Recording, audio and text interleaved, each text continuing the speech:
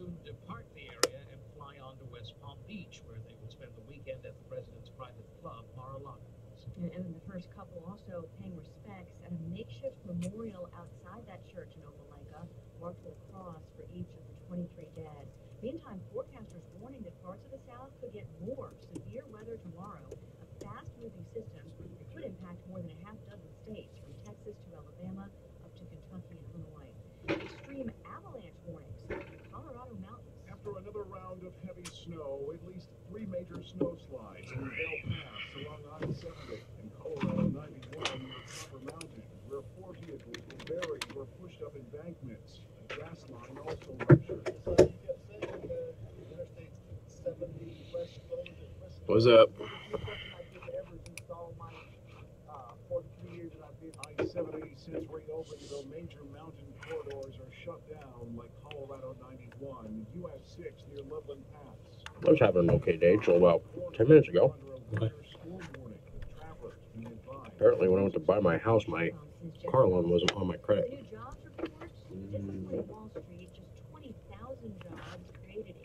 I told them about it, but it wasn't on the credit. This is apparently a problem.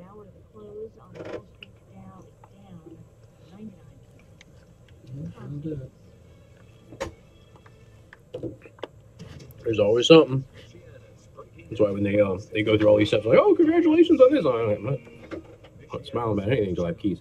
The 95.3 MNC skill on Alexa and 95.3MNC.com. The MNC News Center. Among our top stories this afternoon, a Mishawaka man who pleaded guilty to 2 counts of murder in the death of his wife and her ex-husband has been sentenced to 2 consecutive. Got my steak and shrimp dinner from Monterey. I'm just going to eat it right in front of all of you.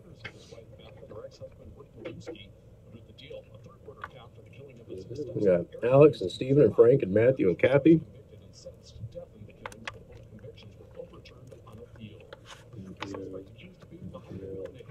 Another thing that's irritating, when you order product from me last night and then send me a message this morning saying, get my shipment out early, get it out as fast as you can. How about you politely ask, even if it's a stressful situation for you, just like, look, I know this is unusual, but I'm on a time crunch here. Is there any way you can get it out sooner? All I gotta do. What's up, David? Don't gotta be a jerk about it.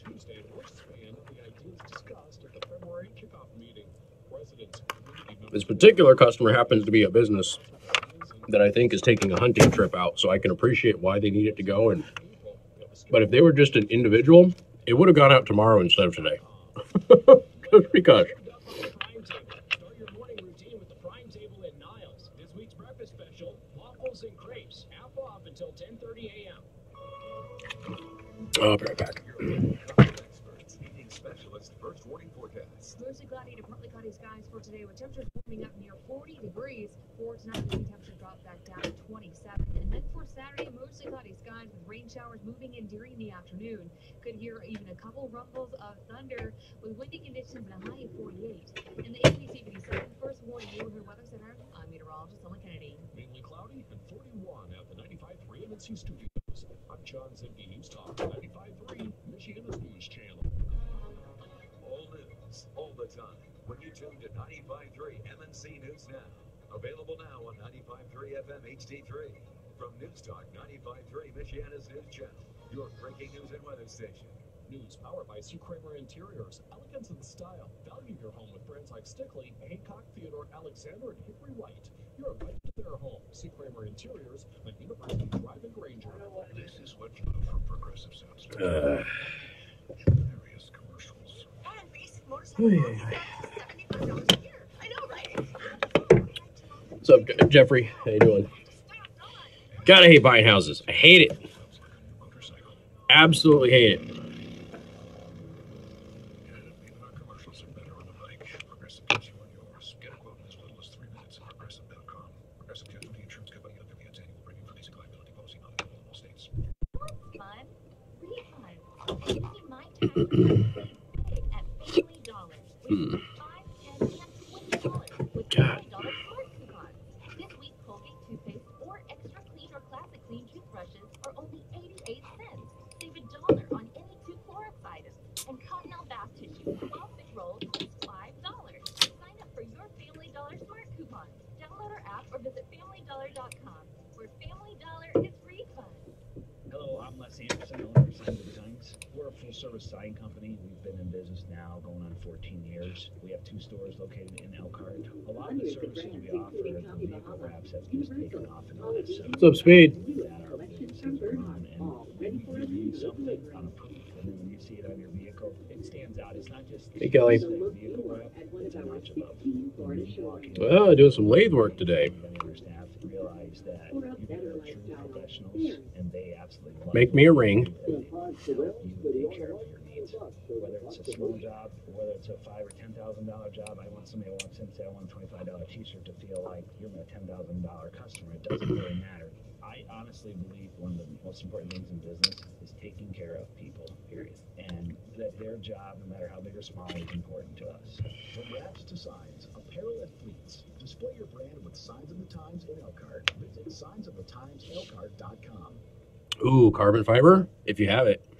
You got it laying around. Not at you. Casey I'm a 10.5 or 10 3/4? Maybe 10.5, I think.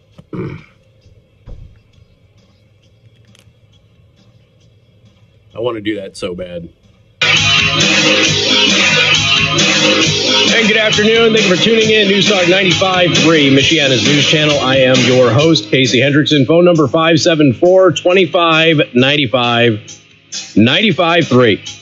That is 2595953. You can also send a text message to 45364. Please put MNC at the beginning of that message. First of all, happy Friday for the vast majority of you. I mean, technically it's Friday for everybody, but it's not Friday for everybody's work. And I want to remind everybody the final hour free-for-all happening at 5 o'clock, which means you can call about any topic that you want, any issue that you want.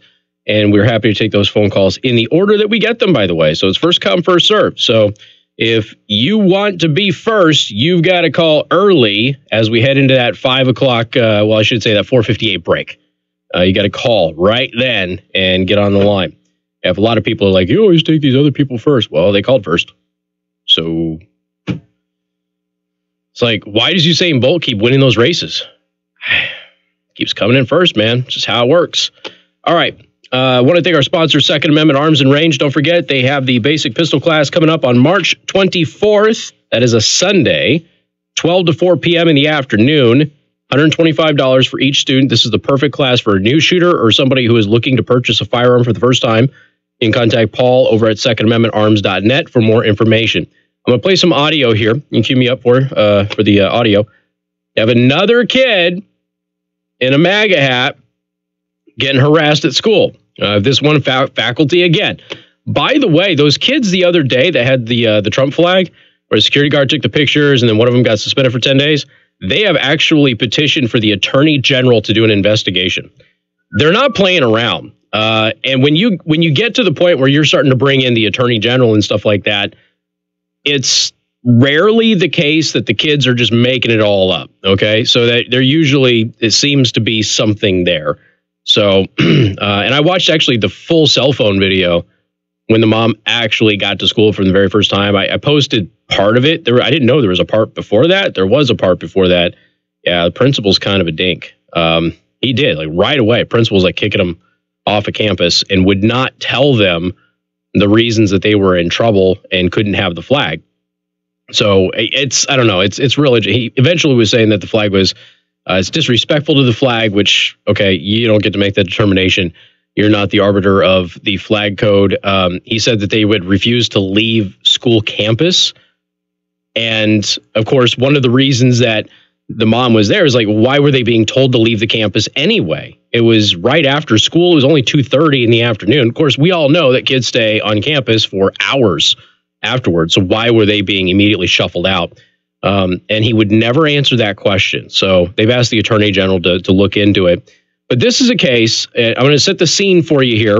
Now, this is the news story from WPTV, Channel 5. If you go to theburningtruth.us, it's just the raw audio of the entire school bus interaction.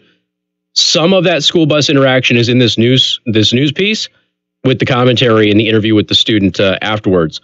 So, kid gets on a school bus. There is a hat day at school. If you donated to the March of Dimes, you got to wear a hat to school that day. He donated. He happened to choose a MAGA hat. So he gets on the bus to go home, and that's when the bus driver starts losing her cool and physically removes the hat from his head. That's another problem. So there's actually a criminal investigation happening right now. But this is the news story on the entire thing. WPTV Channel 5. And 5 surveillance video on a Martin County bus shows a bus aide yelling at a student and taking a hat off his head. It happened, we're told, on a day students were allowed to wear hats to raise money. And the hat in question, we're told, was one in support of President Trump.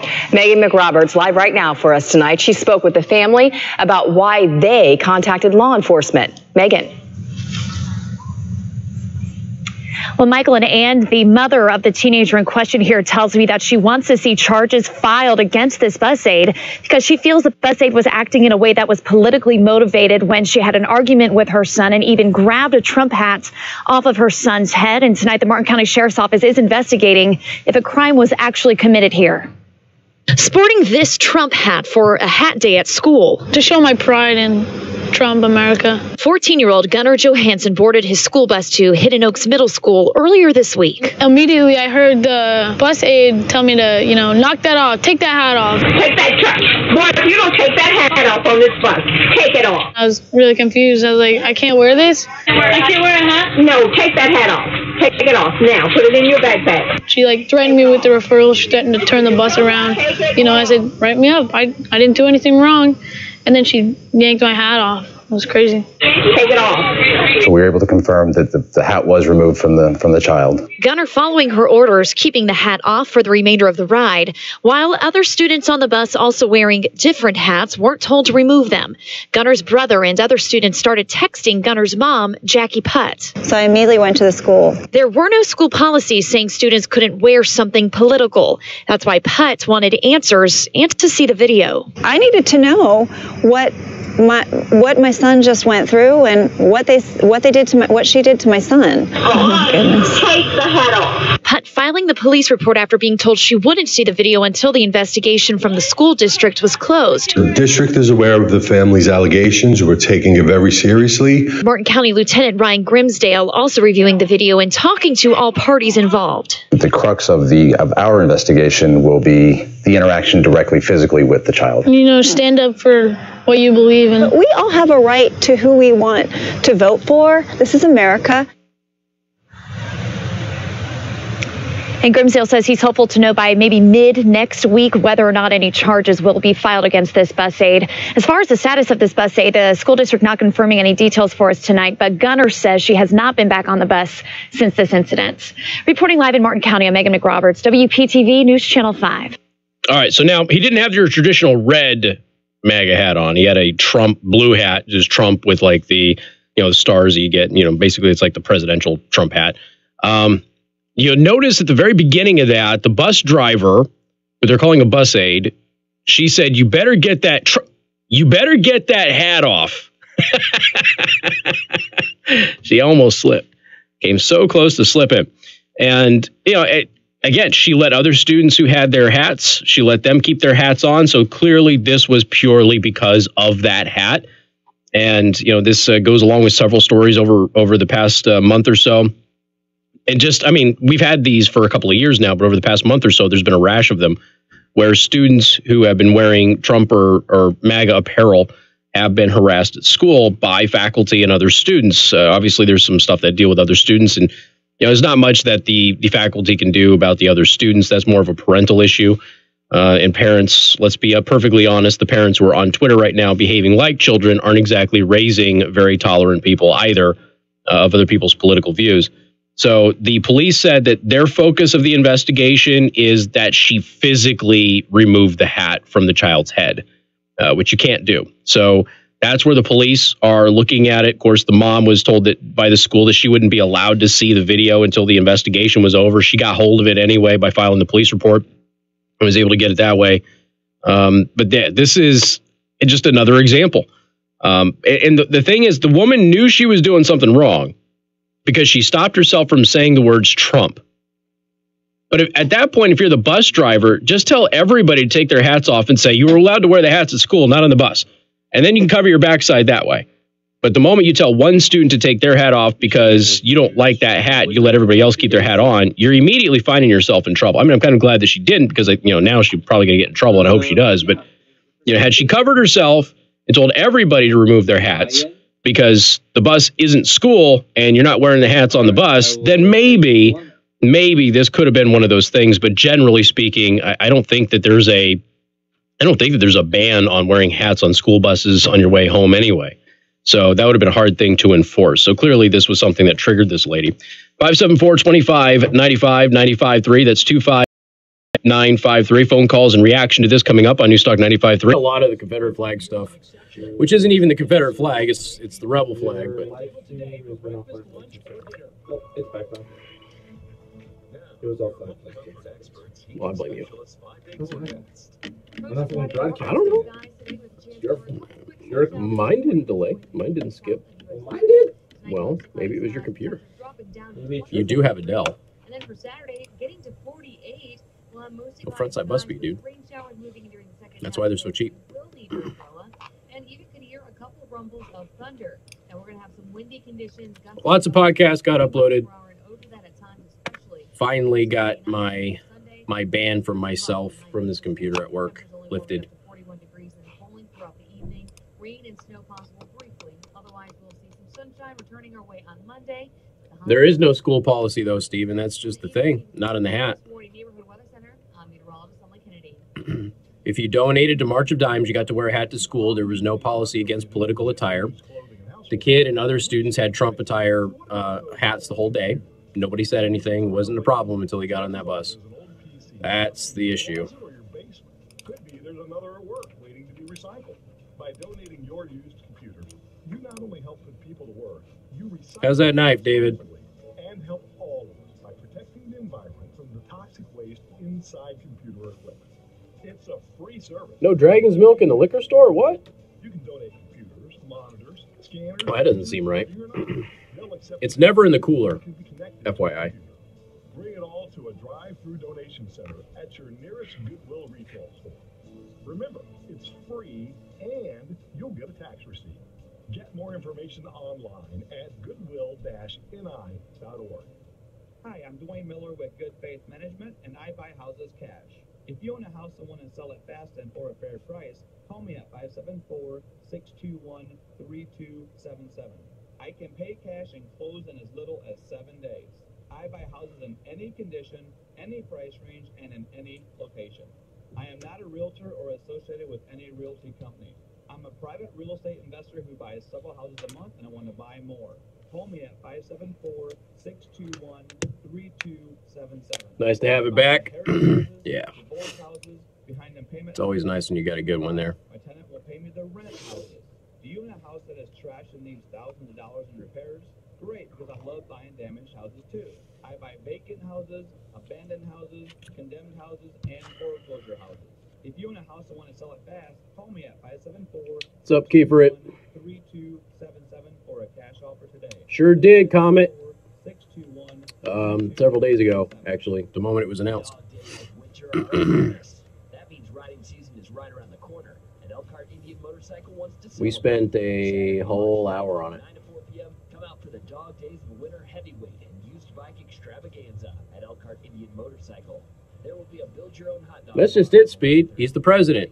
We're not talking about campaign time. We're not talking about any of that. I mean, he's the president of the United States. So it was like when we had those VA facilities not putting his picture up. And, it's okay. It does. The election's over. There's no better place to start than the heavyweight and used bike extravaganza at Elkhart Indian Motorcycle on Saturday, March 9th from 9 to 4 p.m. Indian and Indian Motorcycle are registered trademark. Ohio's proposing an 11-cent gas tax hike. It's still going to be cheaper in Michigan. You're out of town. Got it. Yeah. I wasn't planning on spending an hour on it that day, but I ended up spending an hour on it. Monterey Mexican Bar and Grill's I brought it up again the next day. Was that Monday that I talked about that? And then I addressed it again Tuesday. I think Tuesday was when I brought up the things that she said during the campaign leading up to it. I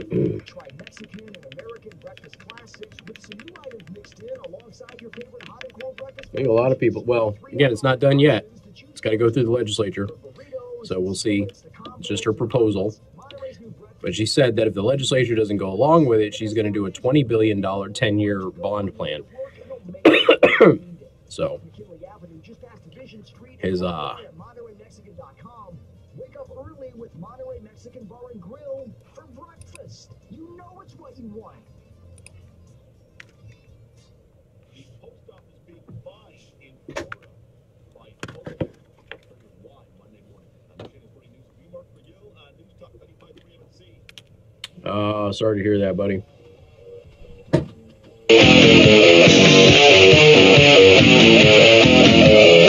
Hey, good afternoon. Thank you for tuning in. News Talk 95.3, Michiana's news channel. I'm your host, Casey Hendrickson. Phone number 574-2595. 95.3, that is 2595-953. You can also send a text message to 45364. And please put MNC at the beginning of that message. So we have surveillance video from a bus. Now, this is a school bus. 14-year-old kid gets on the bus. He's got a Trump hat on. Not a MAGA hat, but a Trump hat. And he gets on the bus, and immediately the bus driver looks at him and tells him to take that Trump hat. But she doesn't fully say the Trump hat. She says, Trump, and then she stops herself. And she says, boy, you better get that hat off. And we played you the news piece on it. On the burningtruth.us, there's the full video of the surveillance interaction between the two. And she consistently tells him to take the hat off. She says she's going to write him up if he doesn't. He says, go ahead. I haven't done anything wrong. And then she yanks the hat off of his head. And at that point, that's why the police are involved now, because the police are saying that, the interaction, they said that we were able to confirm that she did, in fact, take the hat off of his head. And we're investigating that physical interaction with the student, which seems like it could be a crime. So they're investigating all of that. The school, of course, is not saying anything. School wouldn't even give mom the video. Mom had to file a police report to get the video and take a look at it. So that's where we're at. Again, the students was allowed to wear the hat to school, was not harassed by anybody at school. Other students on the bus were allowed to wear their hats. There's no policy against political attire or anything like that. Somebody on the live stream pointed out this wouldn't be political anyway. He's the president of the United States. It's his hat. It's not campaign material. Fair point. So, it's just another example of this happening as of late. All right, 574-2595, 95.3 to the phone lines we go. Ryan, welcome to the program. Hi, Casey. How's it going? It's going well. What's up? Unfortunately, I think the family and the kid's going to luck out and have much of a crime here, but another classic case of probably Trump derangement syndrome happening, where the bus driver clearly could not control the fact that somebody would support the president. And full disclosure, I've been called racist about 3 times in the last month because I support President Trump. It's completely obvious that the school bus driver lost their mind simply because of a hat, which is mind-boggling. Well, that's just it. She was extremely angry simply because of the hat.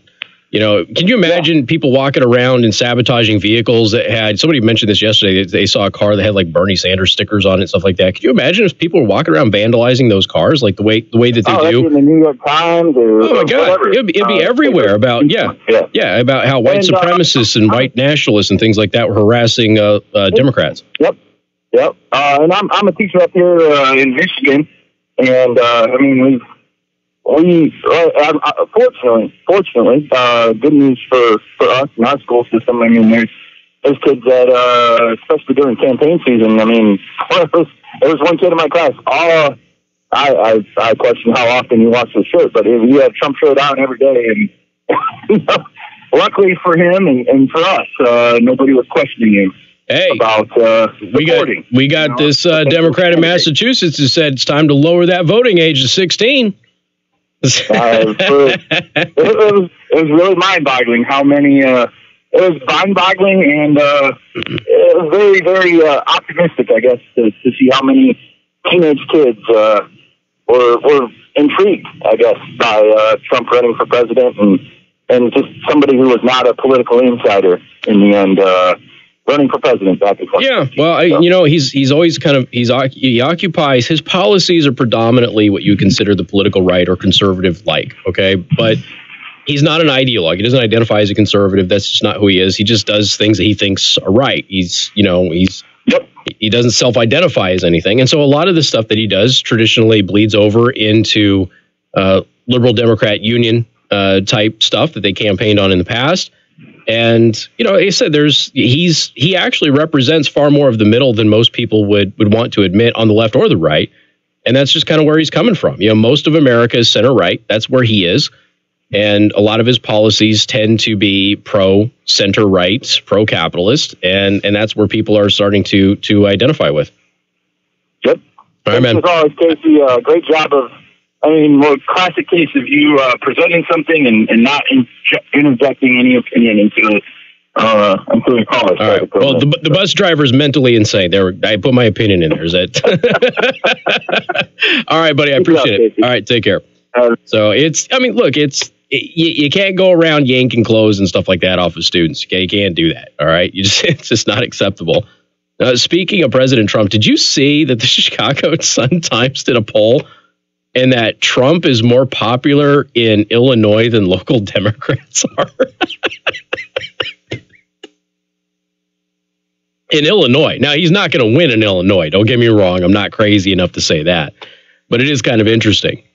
Chicago Sun-Times, the We Ask America poll found that President Donald Trump is more popular in Illinois than both Democratic Governor J.B. Pritzker and Illinois House Speaker Mike Madigan.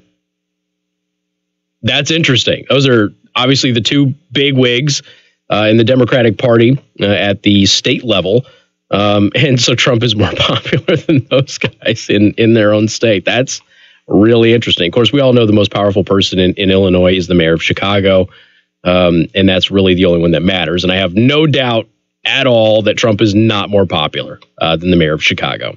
Anyway, 574-2595, 95.3. That is 2595-953. You can also send a text message to 45364. Please put MNC at the beginning of that message. So 125 House Democrats voted to lower the national voting age. We talked about that yesterday in the first hour. That podcast got uploaded this afternoon if you want to go check that out. So the big news on Thursday is obviously the passage of House Democrats' All Hate is Bad resolution that gives them cover to say that they did something about Representative Ilhan Omar and her inability to stop saying anti-Semitic things without actually mentioning Omar or her anti-Semitism. I'm going to address people who are saying that it wasn't anti-Semitic in just a minute. However, there was another vote in the House that should concern everybody, Representative Ayanna Presley's bill that would mandate a national voting age of 16. Again, we spent the whole first hour addressing that yesterday.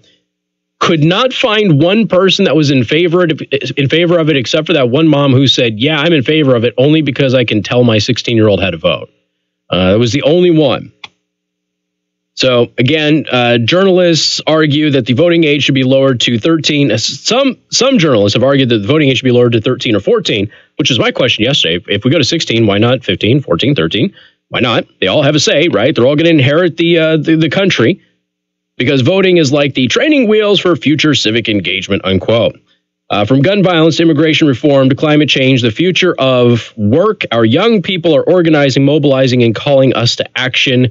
They have earned inclusion in our democracy, said Representative Ayanna Presley, again, who's from Massachusetts. They have earned inclusion in our democracy. Wouldn't part of that be making adult decisions and being treated as adults? Wouldn't that be a part of the inclusion of our democracy? Therefore, I don't know, maybe let the 16-year-olds buy some tobacco, gamble, serve in the military. You can do it at 17 now, but you can't do it at 16. Take out loans, move out of the parents' house, all of these things, right, that we keep talking about. But instead, they keep going the exact opposite direction. Nope, you can't go vape. You can't smoke. You can't buy any of these things because 16-year-olds are not mature enough to make those decisions. That's what they keep telling us. And if you market anything to a 16-year-old that could be considered an adult product, like, oh, I don't know, cotton candy flavored vape juice, you are preying upon children. Okay, which is it? Are they immature children who cannot think for themselves and are easily manipulated and fall prey to other people? Or are they worthy of inclusion in our democracy? Which one? So 125 Democrats jumped in on that. Okay. Got more coming up. 95.3 MNC. MNC News Time is 3:31. Time to check out Masters Heating and Air Conditioning online at mastersheatcool.com. Masters gets there faster. This is Are you going to take calls from 16-year-olds? Why not? Yeah. It's Friday. All right. Try to get you on there. It's Friday. Here we go. Yup. Let's do it. Tomorrow night, daylight saving time begins at 2 a.m. Sunday, so be sure to spring forward 1 hour before you go to bed. Oh, yeah, and if the energy drink thing passes, we'll be able to buy it. Yeah, and it can't even have a damn energy drink. Can't even have an energy drink. Jenny Jones. Energy is still up for debate. It's also a good time to change the batteries in your smoke detectors. Arizona and Hawaii are the only states that don't observe daylight saving time. That's 95.3 MNC's Tommy Lee reporting. A Gary man has been arrested after a scary report of road rage that involved shots fired on I-80-94. He said he shot at a car that had a 2-year-old child inside around 3:20 on Thursday afternoon. The incident between the two vehicles began at a trailer park in Lake Station and ended up on the interstate. Baltimore State Police say the suspect allegedly smiled at the victim and then shot at the Toyota several times. The Dodge Charger driven by the red shooter sped off with the victim down his license plate number. 25-year-old Devontae Biddings was arrested on preliminary charges of criminal recklessness and possession of marijuana. He also had 2 guns in the vehicle when arrested. Further charges may be pending. That's 95.3 MNC's Carl Stutzman reporting. President Trump and the First Lady visited Lee County, Alabama to see the damage caused by this week's deadly tornado. They're touring damaged neighborhoods, meeting with survivors, and even visiting Providence Baptist Church in the town of Opelika, which is being used as a shelter. Fox's Evan Brown, the president, stopped at a row of 23 crosses, one for each person killed by a EF4 tornado. The House passed a voting rights bill that Democrats say would add transparency to elections. It would require presidential candidates to release their tax returns. House Speaker Nancy Pelosi says it would also help to end corruption.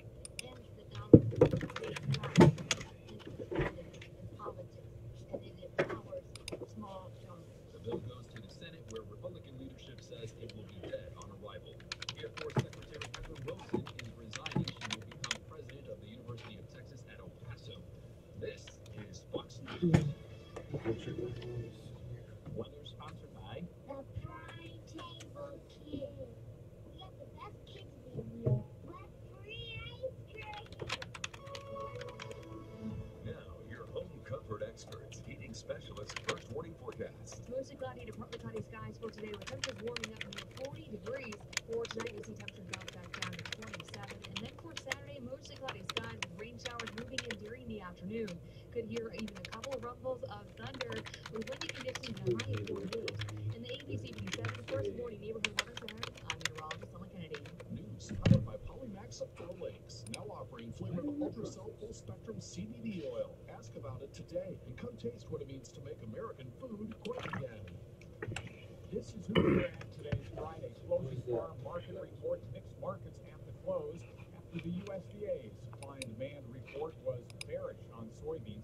Global ending stocks raised and beyond the average. The corn market traded just below penny lower on May at 364 and a quarter. July 373 and a half down 3/4. East corn a half point lower, 388 and a half. Corn was quietly lower before the report. 6 3/4 off at the end for May soybeans, 895 and 3/4. July 909 and 3/4, off 6 3/4. And Novi, 930 and a half, 6 points lower.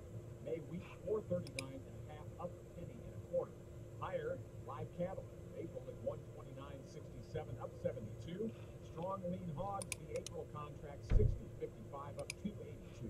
I'm Andy Eubank. This is Who's Your Ag Today, Indiana's most listened to farm network. The Fox Business Report brought to you by Modern Kitchen, creating your dream living spaces so you can redesign, remodel, and relax. Modern Kitchen on McKinley, east of Ash Road in Elkhart. From the Fox Business Network on Wall Street, the major averages are on track for their 5th consecutive session in the red. On a weak jobs report and more signs that the global economy is hitting the brakes. Tech companies and banks are among the laggards today, and energy companies also falling along with the price of oil. And investors are also awaiting. Damn, I tweeted to that Representative Presley. I forgot to put or marry. Can't marry if you're 16 either. You not without parents' consent. Can you? Your parent, you're with parental consent from both sides. Yeah, but parental consent. Can't do it on your own. But you can consent. Religion consent is 16. Right, you can consent. Most states are 16. There are a few that's not. With the Fox Business Report, I'm Lori Varsky. See them all around town. Cintas trucks and their service reps taking care of customers. When companies use Cintas, you know they're confident and ready. Cintas helps with their fire protection and first aid and safety programs, handles their apparel solutions, and helps keep their facility and restrooms clean and stocked. So you know those companies care about their employees, facilities, and image. When all those things work together, they're ready for business. Oh, all ready! Get Cintas and get ready for the workday. Polybags and 4 links. Locally raised meats made to order American classics like walleye, beluga, haddock, hand-cut Chairman's Reserve steaks, slow-smoked ribs, double bacon, double cheeseburgers, wings, and a full bar to put the finishing touches on your visit. Just a short drive from anywhere in Michiana. We're located between the 9th and 10th holes of 4 Links Golf Course on Highway 12 in Edwardsburg, and we are open to the public. Check out our daily specials today. 52 states through Saturdays. Yep. What it means to make American food great again. In over 3 decades, 50,000 Indiana homes have been trusted to be window. Over 5. You see that Glenn Beck went on Sean Hannity to push his new book, and Sean Hannity played the video of him slamming his face in the Cheetos, like in the first minute. It's a nice subtle way of going, thanks for crawling back on your hands and knees there, buddy. And no payments for 12 months.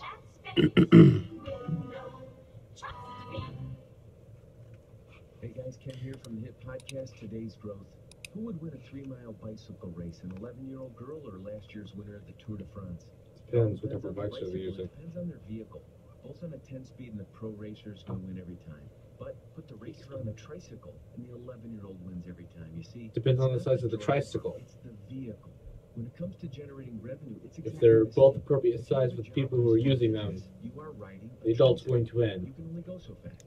If you need to make up large if it's like an 11-year-old size tricycle, I'm going to put money on the 11-year-old. Depending on the size of the Tour de France. It's advertising. It's not logic. Choose to only ride 10 speeds. When it comes to helping people create their next revenue model, let me have my mom store. Happy birthday. He's an old man. He's 19 years old. Almost. John thought I was 21 today. Almost old enough to vote. John thought I was 21 today. Really? He said, "Are you going out tonight?" I was like, "Going out to dinner with my parents." It's probably because Taylor just turned 21. He's probably just got it on the brain. He was like, "I thought you were 20." He was like, "I think it's supposed to be like." Oh, it's a car. Is it supposed to be like car engines? Probably that. That's probably. It sounded like static. That is a terrible commercial. I was concerned for it. That's a terrible commercial. But, yeah. It is Communist Joe's birthday. And in Soviet Russia, the cake blows you. That was at least, come on. That was good. Okay. In Soviet Russia, the stripper tips you. There you go.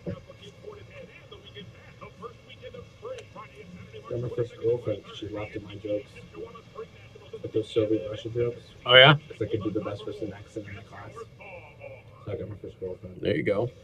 Those are good jokes, man. Thank you. Your mom told me to. Casey Hendrickson.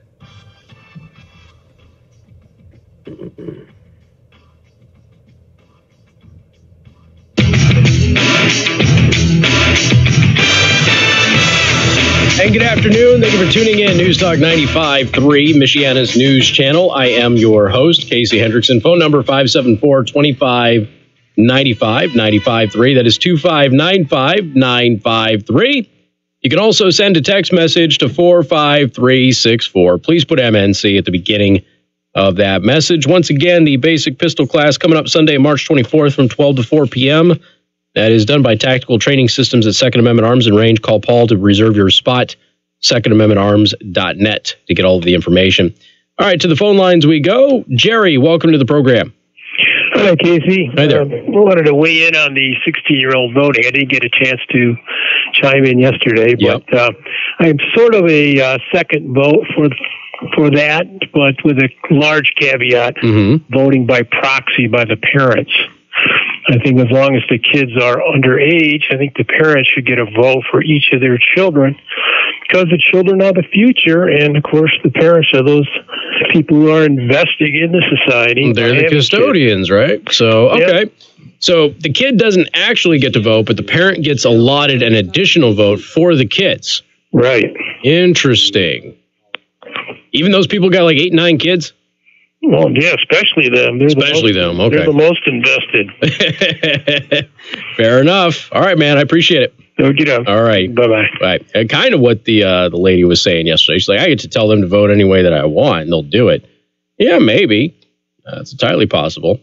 So it's 125 Democrats voted for that yesterday. 125. Yeah. So, and I actually put a long laundry list of reasons that Representative Presley is so silly about this, and I forgot to include marriage on there. We can't even let 16-year-olds get married. We'll let them have sex and have abortions and have kids, but we can't let them get married. But we're going to try and get them the right to vote? Okay, that doesn't make a lot of sense. All right. So we have the Paul Manafort sentencing. That happened last night. I posted the article up there. Kind of interesting to watch the reaction to that. So on Thursday evening, Judge T.S. Ellis rejected Mueller's, quote, excessive recommendation that Paul Manafort serve 19.5 to 24.5 years in prison after a Virginia jury convicted him of 8 counts of bank and tax fraud.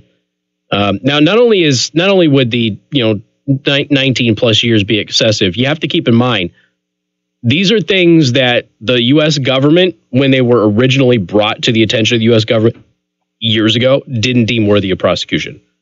So Mueller made this a prosecutorial thing, which has nothing to do with collusion or the Trump campaign in any way, shape, or form. This all predates that.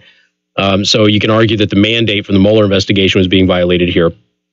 But regardless, this was all known about Manafort before.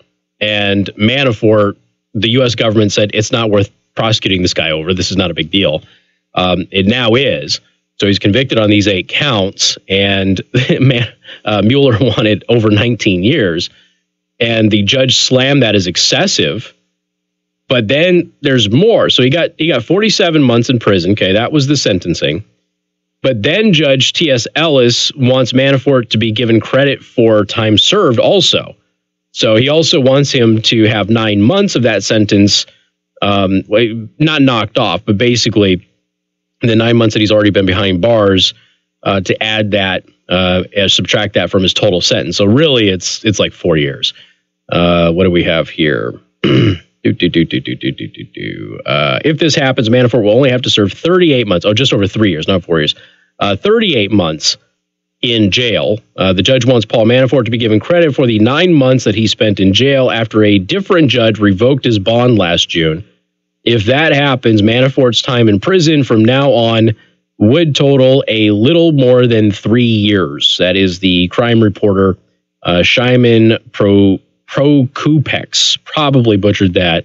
I apologize. Paul Manafort was seated in a wheelchair and green prison jumpsuit during Thursday's hearing and pled with the judge to have some compassion. Now, remember, he lost his bond in spite of the fact that he has cooperated with the investigation. So he was out on bond, and the judge took that away and said, nah, he's a flight risk because he's a wealthy guy. But he had been cooperating anyway. So it's kind of interesting. I don't know if he actually needs the wheelchair. I'm not really sure, because he walked in that courtroom like a boss here recently. And I don't know. Maybe not. Could be some showmanship there. To say that I have been humiliated and ashamed would be a gross understatement, he said. Judge Ellis rejected Mueller's excessive recommendation, gave Manafort a much lighter sentence. Manafort faces sentencing in a separate case in D.C. court next week. A couple of weeks ago, Mueller released his redacted sentencing memo on Paul Manafort in the Washington, D.C. case where Manafort was on trial for his Ukrainian lobbying. So a lot of people thought that this was a win for anti-Trumpers, and a lot of people thought this was a win for Manafort because Mueller was looking to get 20 plus years, 19 plus years on this, and he didn't get any of that. And then you throw in that the judge wants 9 months that he's been behind bars to also be subtracted from that sentencing is a kind of interesting. All right, 574-2595, 95.3. That is 2595-953. Don't forget open lines start at 5 o'clock this afternoon. More coming up, 95.3 MNC. Casey Hendrickson. Yeah, solitary confinement was another thing. Weather served up by the Prime Table restaurant in Niles. Does your family or group meet regularly for breakfast, lunch, or dinner? Just call the Prime Table to reserve tables for your next gathering. Now, your home comfort experts, heating specialists, 5-day forecast. Mostly cloudy to partly cloudy skies today with a chance for a couple quick snow showers this morning. That's going to be mainly south of US 30. Tonight, mostly cloudy skies with temperatures dropping down to 27 degrees. And then for Saturday, getting to 48. We'll have mostly cloudy skies with rain showers moving during the second half of the day, so you will need your umbrella. And even could hear a couple rumbles of thunder. Now, we're going to have some windy conditions, gusting upwards of 40 miles per hour, and over that at times, especially for Saturday night. And then for Sunday, temperatures start to drop behind this system. Temperatures only warming up to 41 degrees and cooling throughout the evening. Rain and snow possible briefly. Otherwise, we'll see some sunshine returning our way on Monday with a high right around 38 degrees. In the ABC 57 First Warning Neighborhood Weather Center, I'm meteorologist Emily Kennedy.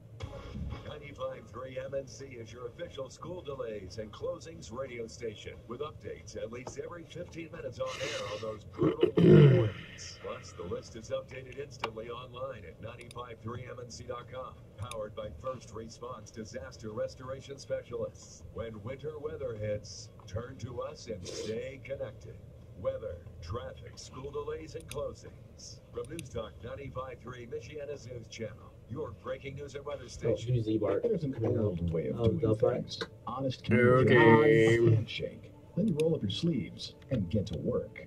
Day in and day out, from pouring the concrete to placing the steel columns, the very foundation of your build is done by craftsmen who take pride in their work. For more than 40 years, Mid-States Construction has rolled up their sleeves, never wavering on their values and the mission to build their community. And not just building for commercial and industrial, but building relationships. They partnered with providers for steel, made in America, like Nucor Building Systems, with locations right here in Indiana. When space is an issue, they've raised the ceiling for uses for a metal building. And a team with the experience to tell you the difference between innovation and a passing fancy. Yeah, there's an old way of doing things. And maybe that's why Mid-States has worked their way to one of the highest volume metal building contractors in the country. Mid-States Construction. Let our experience help build your business. Serving Michiana since 1975. What happened? You used to go hours without... The Pentagon spent $4.6 million on lobster tail and crab in 1 month. This is not okay. Listen, the makers of $4.6 million. The #1 prostate formula are introducing Nice. Maybe Trump could have used the defense budget to feed Clemson. With 3 key ingredients that are great for your prostate. It's like taking 3 prostate supplements in one. To celebrate, we're sending free bundles to men who want to cut down on $4.6 million. Your first 30 days Oh, boy. free. Shipping and handling. Call 1-800-255-3377. Early research suggests that an ingredient in P3 Advanced may help support a normal prostate size. Combine that with a reduction in urges to pee, and you have a formula you'd be crazy not to try. Get P3 Advanced free. Call 1-800-255-3377. 1-800-255-3377. 1-800-255-3377. We're your home for the Sean Hannity Show.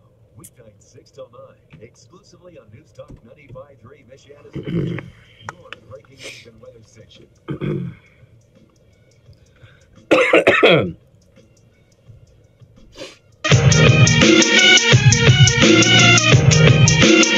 And good afternoon. Thank you for tuning in. News Talk 95.3, Michiana's news channel. I'm your host, Casey Hendrickson. Got to tell you about Z-Bar to South Bend. So here's the deal. Nice and toasty out there today. I mean, it's darn near motorcycle weather out there today. And it's kind of funny. We pulled up to my house last night. I got home after a very long, arduous day to find my family demand that I take them out to eat dinner. And as a good father and husband does, I did it. So we went to the prime table and we drove home. When we got home, my wife looked at my car and goes, "Wow, your car needs to go to Z-Bar." Yep, it does. 100%. The inside's even worse than the outside because you got all that salt, slush, mud, all of that grimy garbage that's all over the roads, all over my floors. And I think a lot of you are probably in the same boat.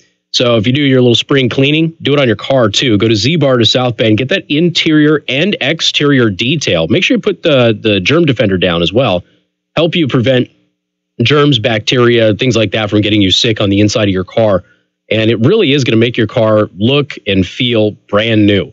I don't know if it's a psychological thing or what, but when you clean your car just tends to run better. Like it just always seems, I don't know if it's just because they're washing the dirt off of it, moving parts or what have you. I don't know. It just runs better and you feel a heck of a lot better being in it. When you get in a dirty car, you feel miserable. When it's in a clean car, you feel good. The music goes a little bit louder. You're just a happier person. Go to Z-Bar to South Bend. Trust me, they're going to take care of you. When you're out there, please let them know that I sent you out there. All right. What do we have here? Oh, okay. Can I just look? I am going to totally gripe about something that means. So today's International Women's Day, right?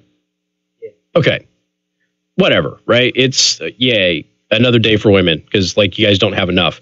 So not that there's anything wrong with it. Okay. It's just that it's International Women's Day. And I got an email today from a company that I do business with that doesn't email me on the 4th of July, that doesn't email me on Christmas, doesn't email me on Thanksgiving, doesn't email me on Valentine's Day. Thank God. I'm not asking them to do that. Doesn't email me on any of these other holidays, right? But I get an International Women's Day greeting from them. Do they think I'm a girl? Of all of the days for you to reach out to your customer base, International Women's Day is the day that you pick. That Tuesday would have been a better day. I'm not even Catholic. It would have been a better day. Why International Women's Day?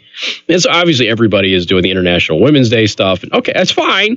It's all right. It's cool. I mean, we have to spread out love for women all year round instead of them having a dedicated time like men do, but whatever, which doesn't even get any attention in and of itself. It's just that of all of the weird things, I actually opened this up and I'm like, and it wasn't, happy International Women's Day. We have a sale today. It wasn't one of those things. It was just, we super respect women. We love women, yada, yada, yada, yada. And all I could think of was the person who wrote that email was compensating for something. You know how you get those people who are super, super anti, well, I shouldn't say this. You know, the men who advocate themselves as being feminist, and then we almost always find out that those guys have like sexually assaulted people. That's the vibe I got from it. And the person who wrote the email, I don't even think they're in the U.S. It was just really weird. It's like, I got nothing wrong with International Women's Day. All right, fine. But why are you sending me emails on International Women's Day when you don't send them any other holiday? It's not even really a holiday. Any other recognition day at all. Like I said, Fat Tuesday would have been a better one. But it would have been more appropriate, especially for the company that was emailing me. But I don't know. I just thought it was strange and a little bit weird and irritating that this type of stuff is creeping. I almost canceled my account with them. I came very close. I was that irked by it. But it could have been other events throughout the day that were irking me. Google has been caught on a live mic. So Google, their senior director of U.S. public policy, Adam Kovacevic, appeared to describe the Conservative Political Action Conference, that is CPAC, as a, quote, sideshow circus in a leaked audio recording. Now, why is this important? Well, because Google sponsors CPAC. And we all know that Google is not a conservative organization. So Google sponsors CPAC, and then you've got the director of U.S. public policy for Google calling CPAC a sideshow circus. in leaked audio recordings, which he also argued that Google should remain a sponsor of the conference in order to, and I quote, steer the conservative movement away from nationalistic and incendiary comments. If you want to talk about incendiary comments, talk about this this representative who keeps saying anti-Semitic things every other month. It is March. She said 3 things that are anti-Semitic. Now, there's been people out there running around saying that Omar has not said anti-Semitic things, but those are people who are not Jewish, who don't understand the old tropes of what she was saying. Because she doesn't just come out and say that Jews are horrible or anything like that. By the way, I did report Louis Farrakhan. He had a tweet yesterday in which he was talking about how Jews and certain types of sexual activities were being perpetrated on strong, in particular, black men in Hollywood in order to show power over them. Yeah. He's still got a Twitter account, though. His Twitter account is totally not suspended. But, you know, she goes out there and she says 3 things that are used as, you know, old canards against Jews. And that's the thing. She doesn't just come out and say that Jews are horrible or anything like that. She's using these old sayings that are used to attack Jews internationally. And people called her out for it. But I've seen some other people, even some on the right, going, there's nothing wrong with that. Well, first of all, one, there is, because these are tried and true things that have been used against Jewish people for hundreds of years. But beyond that, we're also playing by their rules. Remember, if you're just minding your own business and you start talking about peanut butter and somebody says, hey, that's racist, and you're looking around going, what are you talking about? I'm just talking about peanut butter. And then they have to bring up this old 300-year-old thing about peanut butter or something. We talked about this a while ago. And you're totally clueless as to what's going on with this. But the rules are, they say, if it's ever been used offensively in the past, you can't do it. Of course, we talk about that with the R word. We talk about that with the F word. All of these words now that have had traditional meanings that now they say you can't say because they were co-opted, if you will, by bigots. So we didn't set the rules. We're just playing by them. And now everybody's upset that we're playing by those rules. But what she said, those 3 separate occasions were old canards that were anti-Jewish and anti-Semitic, period. And maybe if somebody isn't Jewish and doesn't know that history, they wouldn't recognize that. And I can understand that. But they weren't arguments against the state of Israel's policies. They were indictments against Jewish people and how Jewish people control non-Jewish people with money.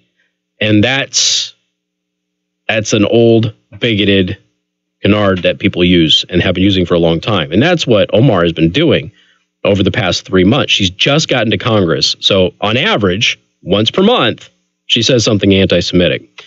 So anyway, back to Google.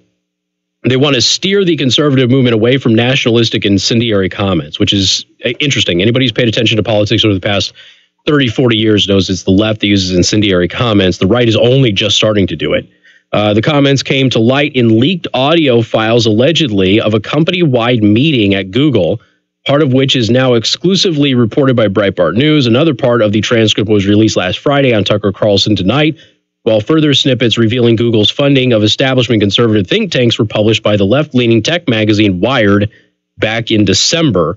The alleged meeting took place in the wake of Google's sponsorship of CPAC in 2018, which triggered an internal rebellion from left-wing employees of the tech giant.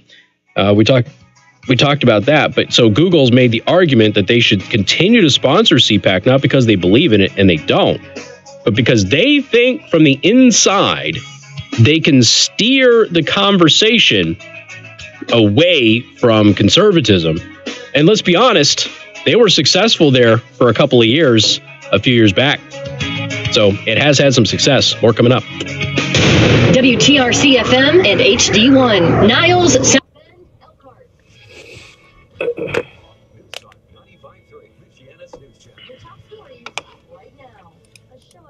So I watched Ben Swann. Now, I have great respect for Ben Swann, and I think Ben Swann does a really good job. And Ben Swann did a whole video on how Omar did not actually say anything anti-Semitic. And Ben Swann is way wrong. And really, he was just saying, well, these words mean this. He know the historical aspects of what she said. So, you know, from his perspective, he probably doesn't understand that what she was saying was anti-Semitic. It wasn't anti-Israel, it was anti-Semitic.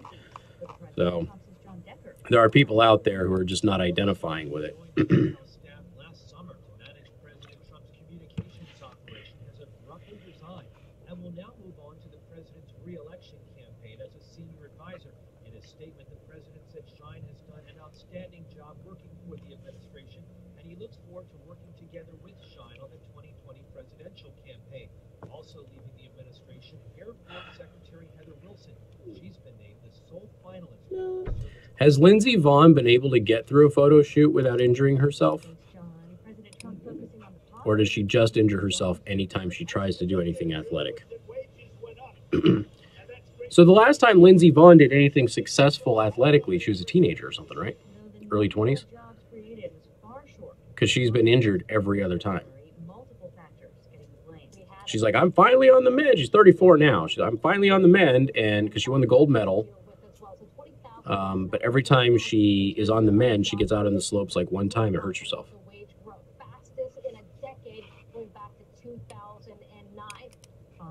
Business Network's Susan Lee at the closing bell. What had been a sell-off, not so bad. The Dow dropped 23 points in the end, finishing around 25,450. This is Fox News. Okay, so her last title was 7 years ago. Michiana's News Channel on 95.3 FM, the 95.3 MNC skill on Alexa, and 95.3MNC.com. I'm John Zimney, the MNC News Center. Among our top stories this afternoon, a Mishawaka man who pleaded guilty to 2 counts of murder in the death of his ex-husband has been sentenced to 2 consecutive life sentences. 49-year-old Pete Kirsch pleaded guilty in February to the 1998 murders of his wife Beth and her ex-husband Luke Maluski. With the deal, a third murder count for the killing of his stepson Aaron Maluski was dropped. Kirsch was twice convicted and sentenced to death. So apparently the PS4 controller for your iPhone and smartphones is actually halfway decent. Oh yeah? It's an app.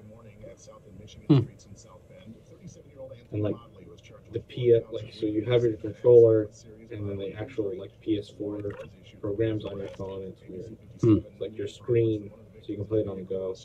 That's really pregnant and had to undergo an emergency C-section. Motley turned himself into the police around 1 a.m. Friday morning. That's 95.3 MNC's Tommy Lee reporting. Motley appeared in court for his God, they do 3 days of that radiothon. I can't imagine doing 3 days.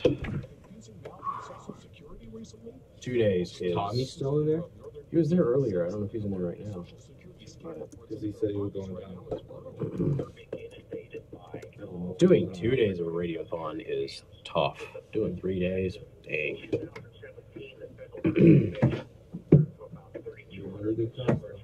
It is a good cause.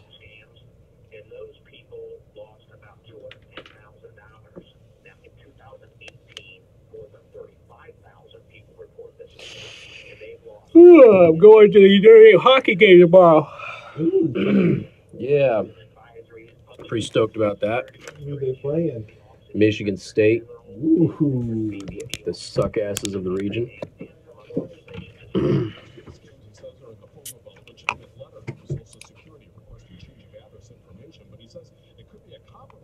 Social security number for somebody trying to arrange to have the check sent to a new address. You can find out the latest information at bbb.org, including what you should do next. Weather sponsored by The Prime Table Kid. We have the best kids menu. But free ice cream. Now, your home comfort experts, heating specialist, first warning forecast. Fair this afternoon with highs nearing 40. Will stay fair this evening, settling back into the mid-20s by early Saturday. Wind and rain arriving by Saturday afternoon, then showers and still windy into early Sunday. 45 Saturday into the 30s on Sunday. In the ABC 57 First Morning Neighborhood Weather Center, I'm Chief Meteorologist Tom Coombs. For now, partly cloudy and 42. John Zimney, News Talk 95.3, Michiana's News Channel. School delays and closings 7 times an hour and instantly online at 95.3MNC.com. Powered by First Response. From News Talk 95.3, Michiana's News Channel. Yeah, it's the first time they've allowed it. Ultra-Cell Full Spectrum CBD oil. Ask about it today and come taste what it means to make American food great again. Polybacks and 4 links. Locally raised meats made to order American. Did they ever confirm that she married her brother, or was it just a really coincidental name thing? Slow smoked ribs, double bacon, double cheeseburgers. It might be. Bar to put the finishing touches on your food. Just a short The guy that she married temporarily and got into the country is the same name as her brother, who she got into the country though. So there's a lot of people wonder if it was one of those deals. I don't know if it was ever confirmed though. Every player on U.S. women's soccer team has sued for equal pay. We're still talking about this crap. Corporate awards and more you need to celebrate. Even choose from Crown exclusives that you'll find at Man, I have been over this already. or get started at crowntrophy.com. Crown Trophy of Mishawaka on McKinley, where everyone is a winner. This is what Flo from Progressive sounds like in one of our commercials. You may have seen one there on TV occasionally. And speaking of motorcycle insurance rates, did you know that our basic motorcycle policies start at just $75 a year? And speaking of insurance, I just love And this is how that same commercial sounds on your motorcycle. Yeah, everything's better on a bike. Progressive keeps you on yours. Get a quote in as little as 3 minutes at progressive.com. Progressive Casualty Insurance Company, FBA's annual premium for basic liability policy not available in all states. You know what's fun? Refunds. And using my tax refund to save big at Family Dollar, where you can save $5, $10, and $20 with Family Dollar Smart Coupons. This week, Colgate toothpaste or Extra Clean or Classic Clean toothbrushes are only 88 cents. Save $1 on any 2 Clorox items. And Cottonelle bath tissue, 12 big rolls, just $5. Sign up for your Family Dollar Smart Coupons. Download our app or visit FamilyDollar.com, where Family Dollar is refund. Talk radio that talks with you, not at you. Casey Hendrickson, News Talk 95, Michiana's News Channel.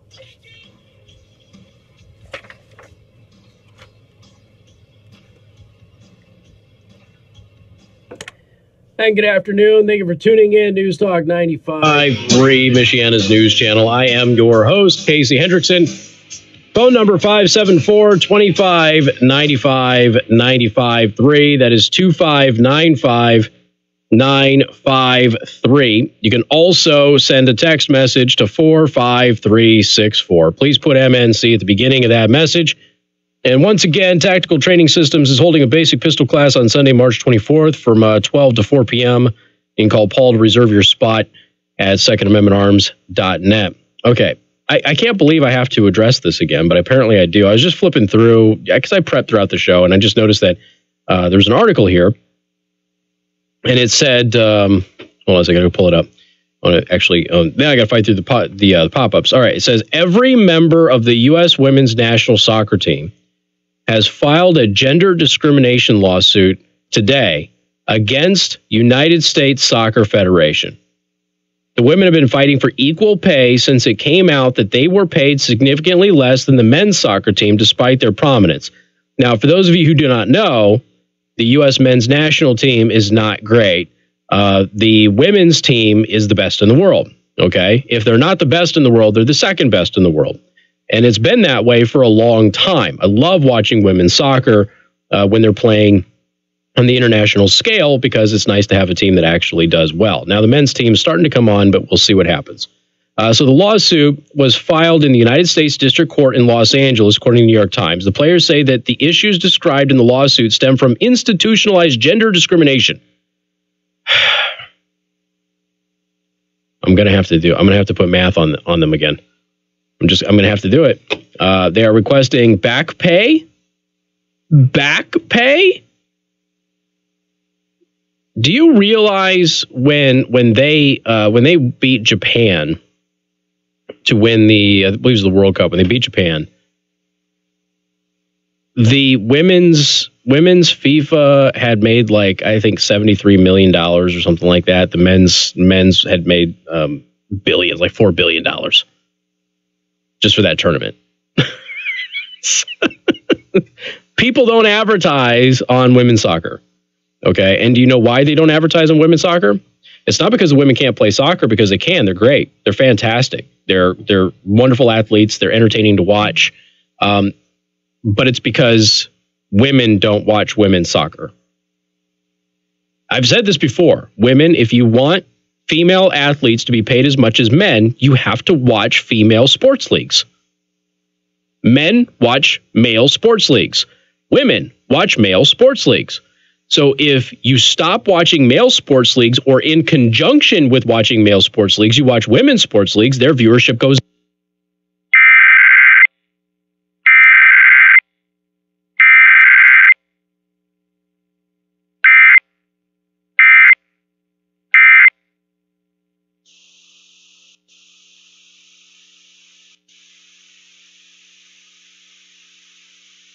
We're back now? Okay. Sorry about that. I don't have any control over those. That's the government. Okay. Elections have consequences, people. So these women are requesting back pay. And I keep telling women this. If you want, because this country is mostly women. Okay. There's more women in the U.S. than men. So if you want women's leagues to be successful, you have to watch women play sports. It's that simple. Okay. And if men won't do it, you ladies should.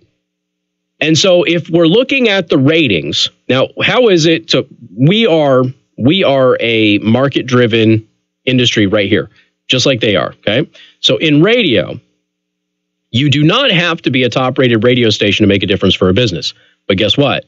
More people want to be on your station if you are. We happen to be a top-rated radio station. I happen to be a top-rated show. So there's a waiting list to get on the program, right?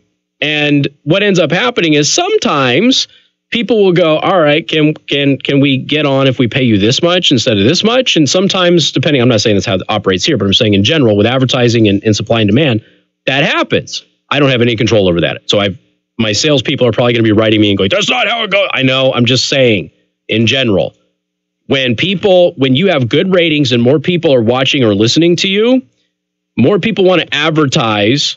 And because more people want to advertise, you are in demand and you raise your rates.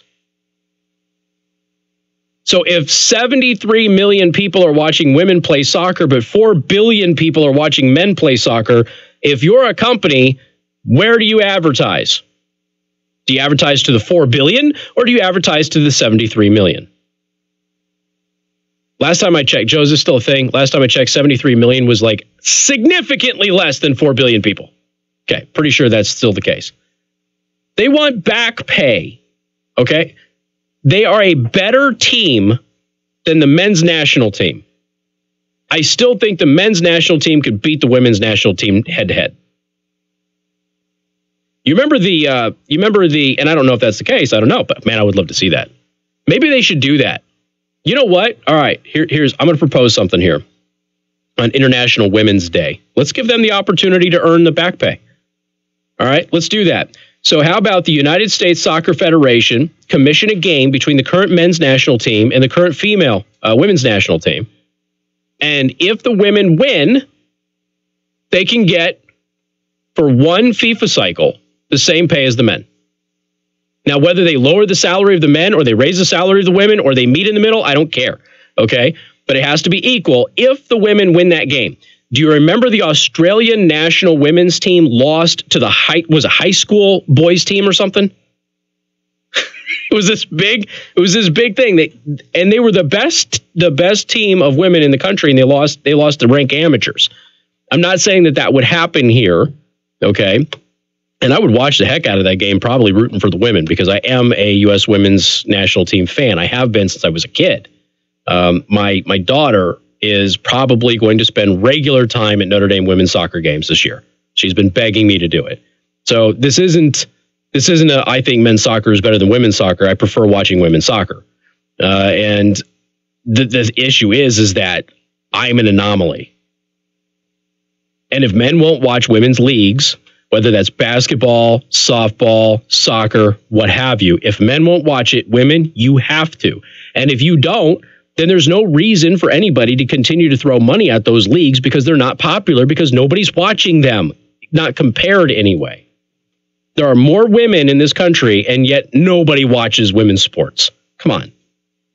that means the women are not supporting their own gender. So yeah, I was looking at the revenue disparity here. Forbes magazine did a thing on it yesterday because of all of this. News today that France earned $38 million from FIFA for winning soccer's World Cup in Russia, while the women's champion in France this summer will earn just $4 million, has prompted outrage. The total prize money for the Women's World Cup in France this July will be $30 million. Okay, that's total prize money for the Women's World Cup in France. Okay, so total prize money is $30 million.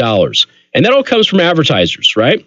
So every team that wins money in the Women's World Cup will be splitting $30 million. Do you know how much the men will be splitting in 2022 in Qatar? $440 million. Okay, that's just how it is. It's because people don't watch women's soccer as much as men's soccer. Is that an indictment on their performance? No, our women's team is clearly the more dominant team, and they have been for an extended period of time. But you can't get angry that you don't get paid the same as people who are in an industry that makes way more money than you do. So women, you have the power here on International Women's Day. It's time for you to sign that little contract and say you're going to support girl power and start watching women's sports, so that way their viewership goes up and the demand for revenue and advertisement goes up and people will actually want to spend their money there. And then, guess what? They'll probably make as much money as the men. It has nothing to do with performance. It has everything to do with how many people are actually paying attention. We've got more coming up on News Talk 95.3, Michiana's news channel. Keeping you connected with breaking news on the radio at 95.3 and online at 953mnc.com. Casey Hendrickson. News Talk 95.3, Michiana's news channel. Your breaking news and weather station. Weather served up by the Prime Table in Niles. 25 years of exceptional food, tremendous service, and great people. Visit Prime Table today for breakfast, lunch, or dinner. Yeah, they're usually packed in women's games. My pet band went every year to play at women's games, and they're like, you can't get out of this space. We don't have room. It's a packed house. We don't have the space. I mean, it's tough. It's, you know, it's not fair.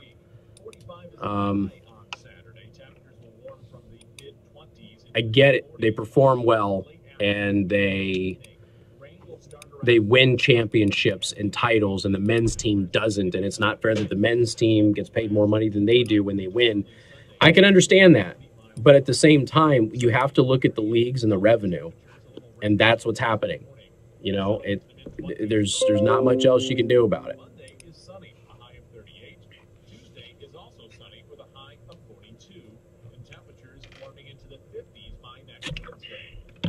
Casey, I'm an avid soccer enthusiast, played in high school and college, watched last weekend.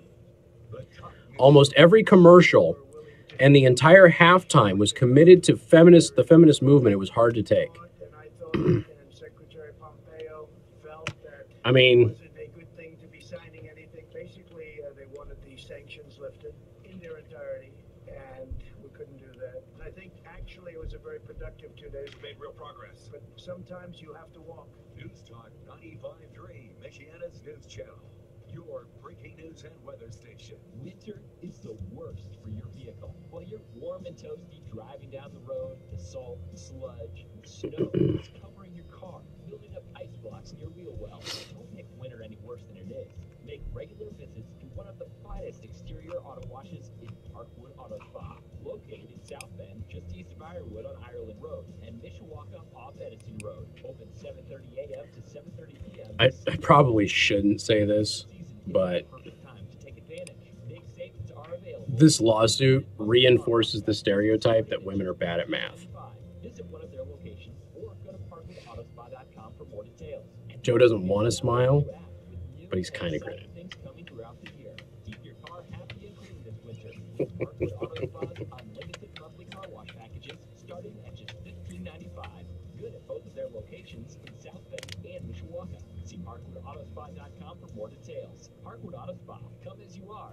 Well, the Lady Irish are extremely popular because the Lady Irish, I mean, they're a dominant team. Regular Final Four. Yeah, it's, you know. A lot of the services we offer, vehicle wraps, have just been off and on. So they were like, you can't move out of this space. You do not have the room. Yeah. You're like, well, we don't have the room.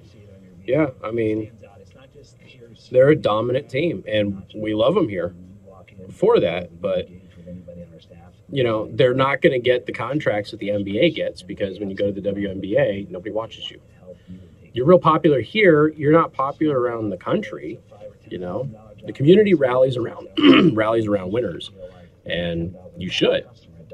And just like with FIFA, it's an international competition, and internationally, people watch the men way more, and so they are able to bill more in advertising, and they have more money to go ahead and spread throughout the teams. It's, you know, and if you don't pay the teams to play, then nobody's going to want to play. It's not going to be, nobody's going to do it for free. You have to live. I mean, they play year round. It's not like you show up a couple of months before the Olympics and are all of a sudden, you know, an athlete now that have been practicing in your spare time. They play year round to be able to qualify for World Cup. That's their job. They're professional soccer players.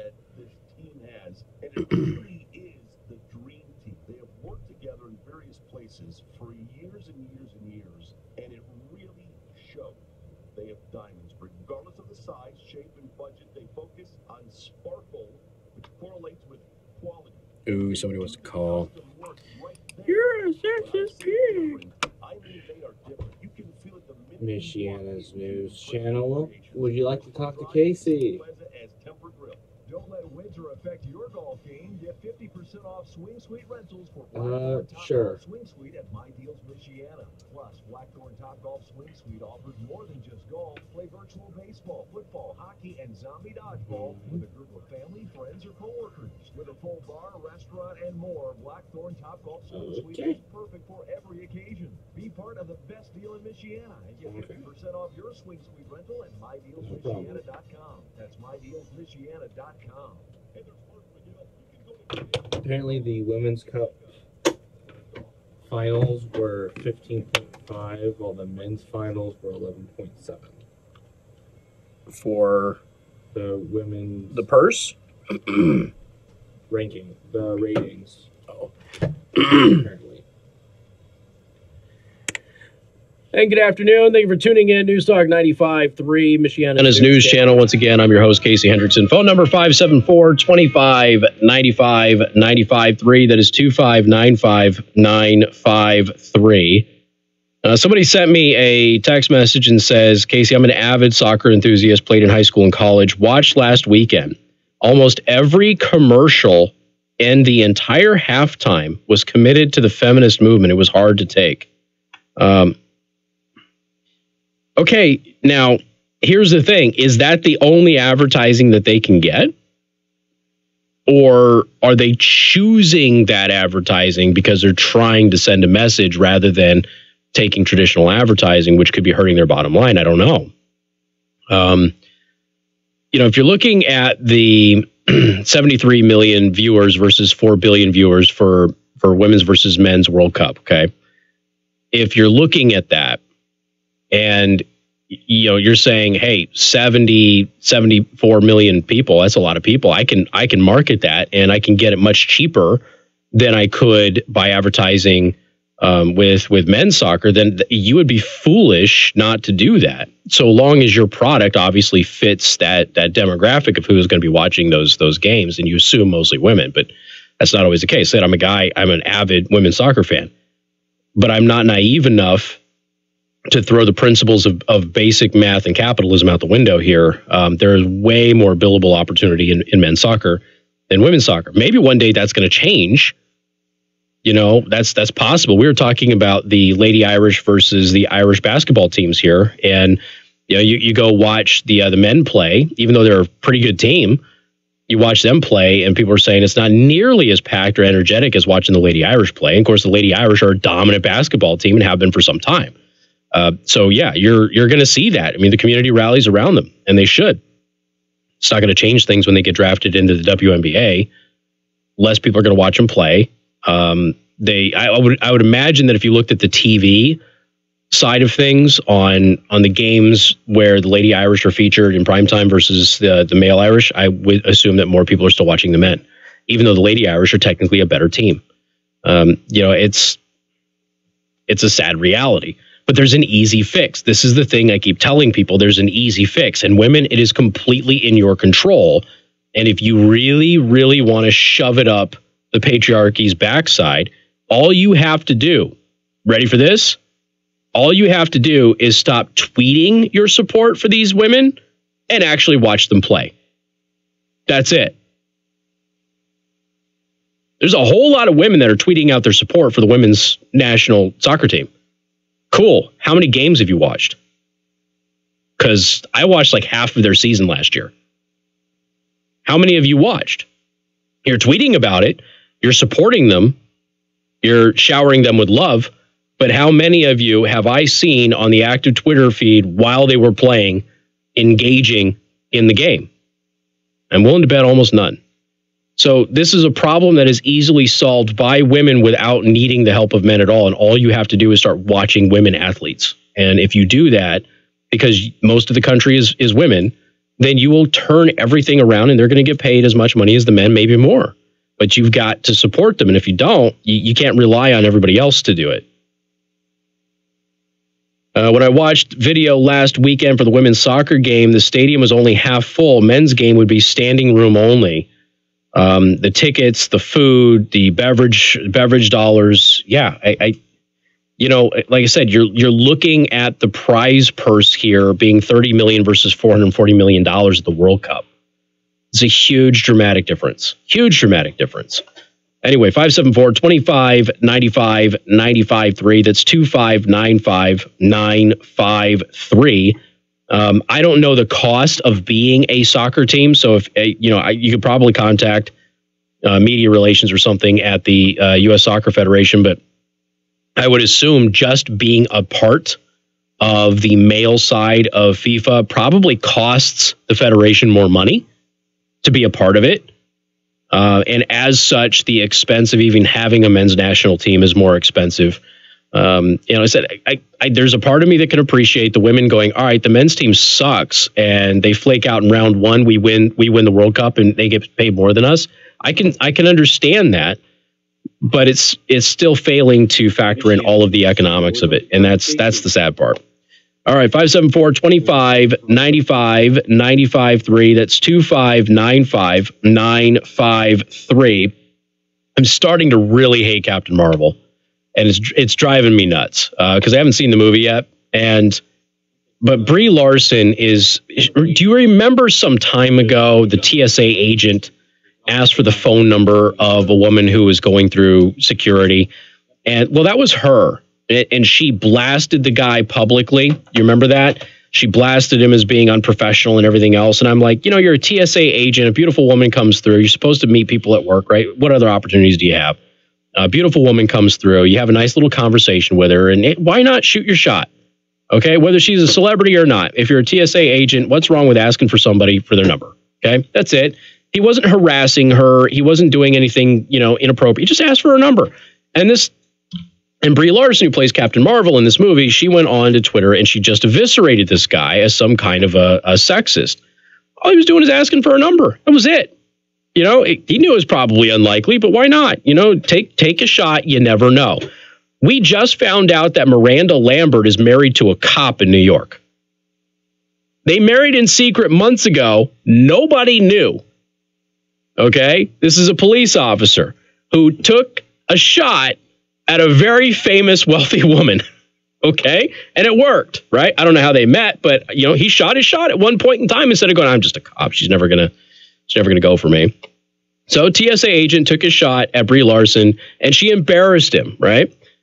She's running around and talking about how it's sexist to have men mic up women and that sort of thing for the microphones. I got news for you. Somebody who's been mic'd up for several occasions, it gets pretty intimate pretty quick. Okay. And you have the opportunity, and if you don't want somebody else, running wires through your body and underneath your clothes and everything else, then do it yourself. And so she does it herself, and she now recommends that other women do it. But apparently this came up as other women were like, these guys are like, running microphones under my bra and everything else while I'm on set. I'm like, just say I'll do it myself. That's it. I've had people who had to run microphones, in my pants and everything else, and they'll do it if you don't do it yourself. So, sometimes they'll ask you, sometimes they won't. They have a job to do, and they've got to hide wires, and they've got to do what they can to make sure that you are mic'd up for the event. And, if you know what you're doing, that's another thing, because if you don't know what you're doing, you're just going to make the whole thing take longer, and you could ruin equipment. But if you know what you're doing, then yeah, do it yourself. There's nothing wrong with that. But they're running around now, and they're saying that all of the bad reviews on Captain Marvel are from men. They're not. Shocker, this is something that's relatively easy to look up. It turns out, no, there's a lot of women who don't like the movie. And I think what you're seeing right now, especially with critics, is you're seeing comic book fatigue. They're just tired of the comic book movies. But in all honesty, Hollywood's not making anything else worth watching. So that's where we're at. Netflix is. Right, Steven Spielberg? Netflix is making stuff worth watching. Hollywood's not. Steven Spielberg is really upset that Netflix gets Oscar consideration. Again, bunch of feminists out there because Brie Larson advertises a big feminist movie. I mean, it's a female superhero. Awesome. That's great. My daughter is super stoked to see it. But at the same time, you can't be all crazy about it. And that's what's happening. So it's not a bunch of white men who are saying that the movie isn't very good. There's a whole lot of female critics as well who don't like it. And then there's a lot of people who do on both sides as well. Got more coming up. MNC News Time is 4:31. Time to check out Masters Heating and Air Conditioning online at mastersheatcool.com. Masters gets there faster. This is Michiana's breaking news.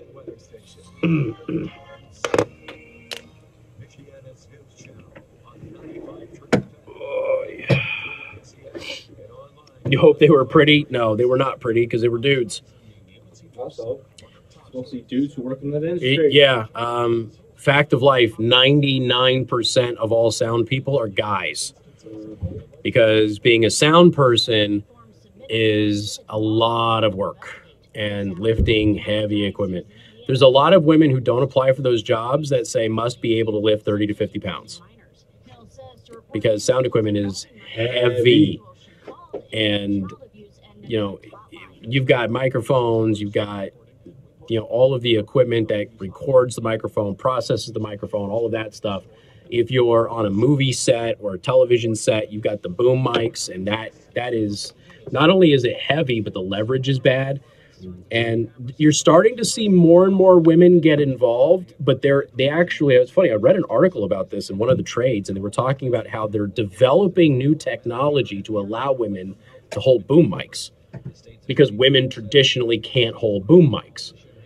They do one of these things, and then the boom mic goes thump. So they're actually creating like these tripods that women can use to hold them. So, which is good. Because it'll make it easier. Yeah, the guys are like, yeah, let's do it. I want to make it easier too. There's shots of like any behind the scenes set, and like we can't put you anywhere here behind the mic, so you have to get like behind the set. So there's guys who are up against the walls holding this mic like this. I don't remember the last time I saw a weak sound person. They're all strong, every single one of them. And yeah, it's not an easy thing to do. Especially if you're a poorer sound guy who bought all his equipment like 20 years ago. Yeah.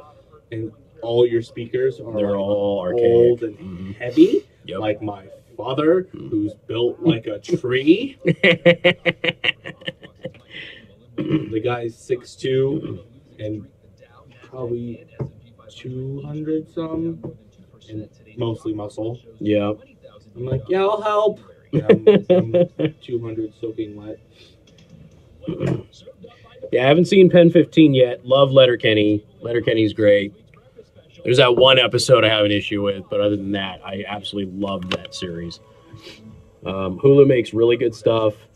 Man in the High Castle on Amazon Prime is an award contender every year, and there's a reason it is. That's a fantastic show. But Netflix pumps out way more original content than Hulu or Prime does. And they're getting into their own original comic book stuff with Umbrella. Yep. The Umbrella Academy by Gerard Way, who apparently can write along with sing. Fucking seen all the articles like writer of Umbrella Academy Gerard Way. It's famous for more than just writing. Like, really? No shit. Yeah. Who would have thought? Who would have thought? Yeah. So it's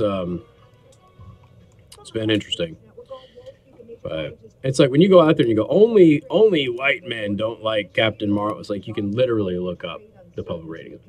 Rotten Tomatoes was awful on this movie from the get-go.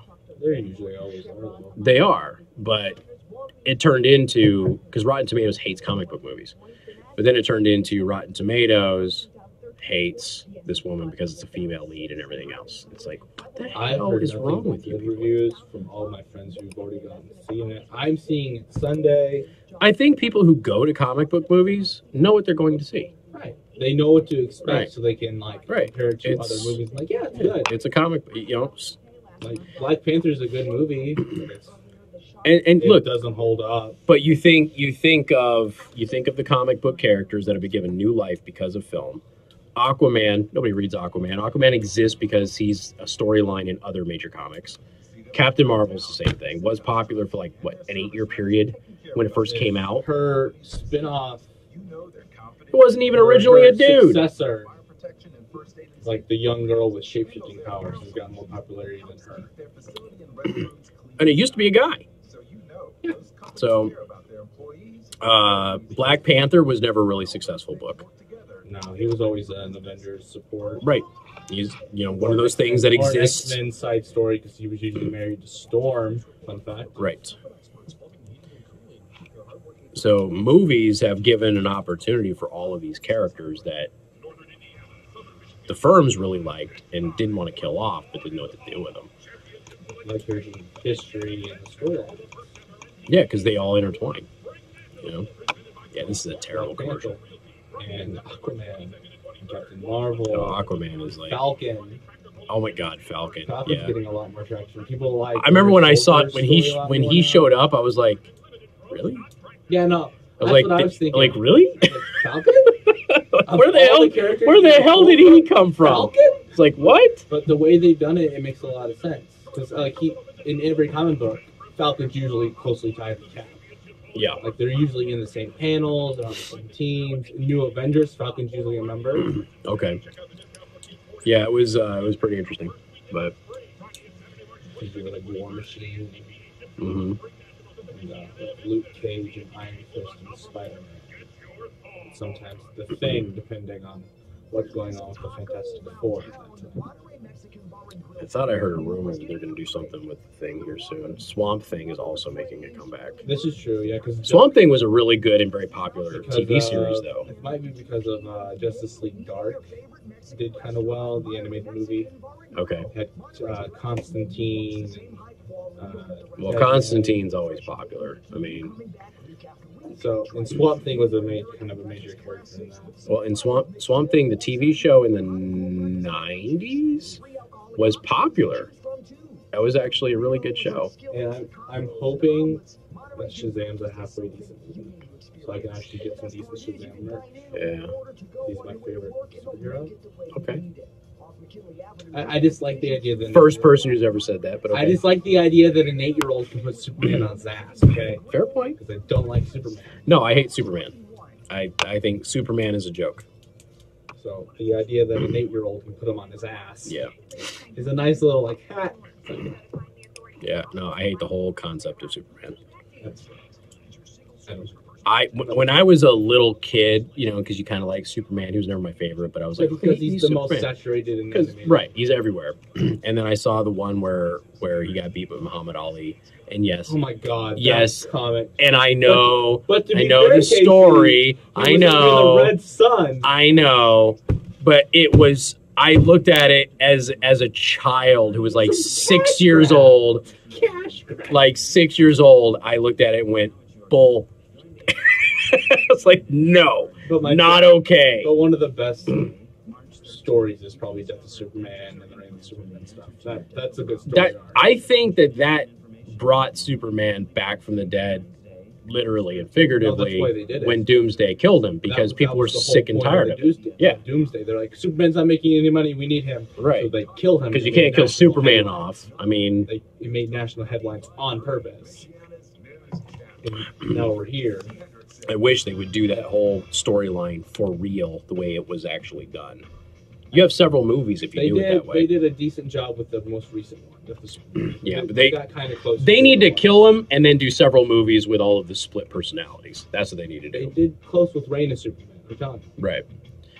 Hey, good afternoon. Thank you for tuning in. News Talk 95.3, Michiana's news channel. I am your host, Casey Hendrickson. Phone number 574-25-95-95.3. That is 2595-953. I want to thank Brie Larson of Captain Marvel making the comic book discussion and debate here during the commercial and news break, a lively one, to say the least.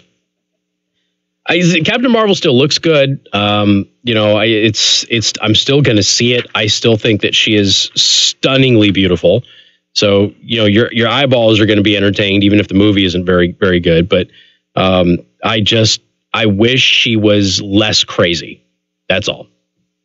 But what pretty woman out there isn't nuts? Am I right, guys? Anyway, 574-25-95-95.3. Joe zipping his lips. Tactical Training Systems is holding a basic pistol class on Sunday, March 24th from 12 to 4 p.m. You can call Paul to reserve your spot. And again, go to secondamendmentarms.net for more information about that. So the DNC, people have been asking me to talk about this. Don't forget, Open Lines comes up at 5 o'clock too. The DNC is not going to have debates on Fox News. Okay. This is a fight every year, and it just, I don't know, it never gets old. It just never gets old when you look at this. So the DNC is like, we're not going to go on Fox. Now, for the record, the people who do the debates on Fox are the news people.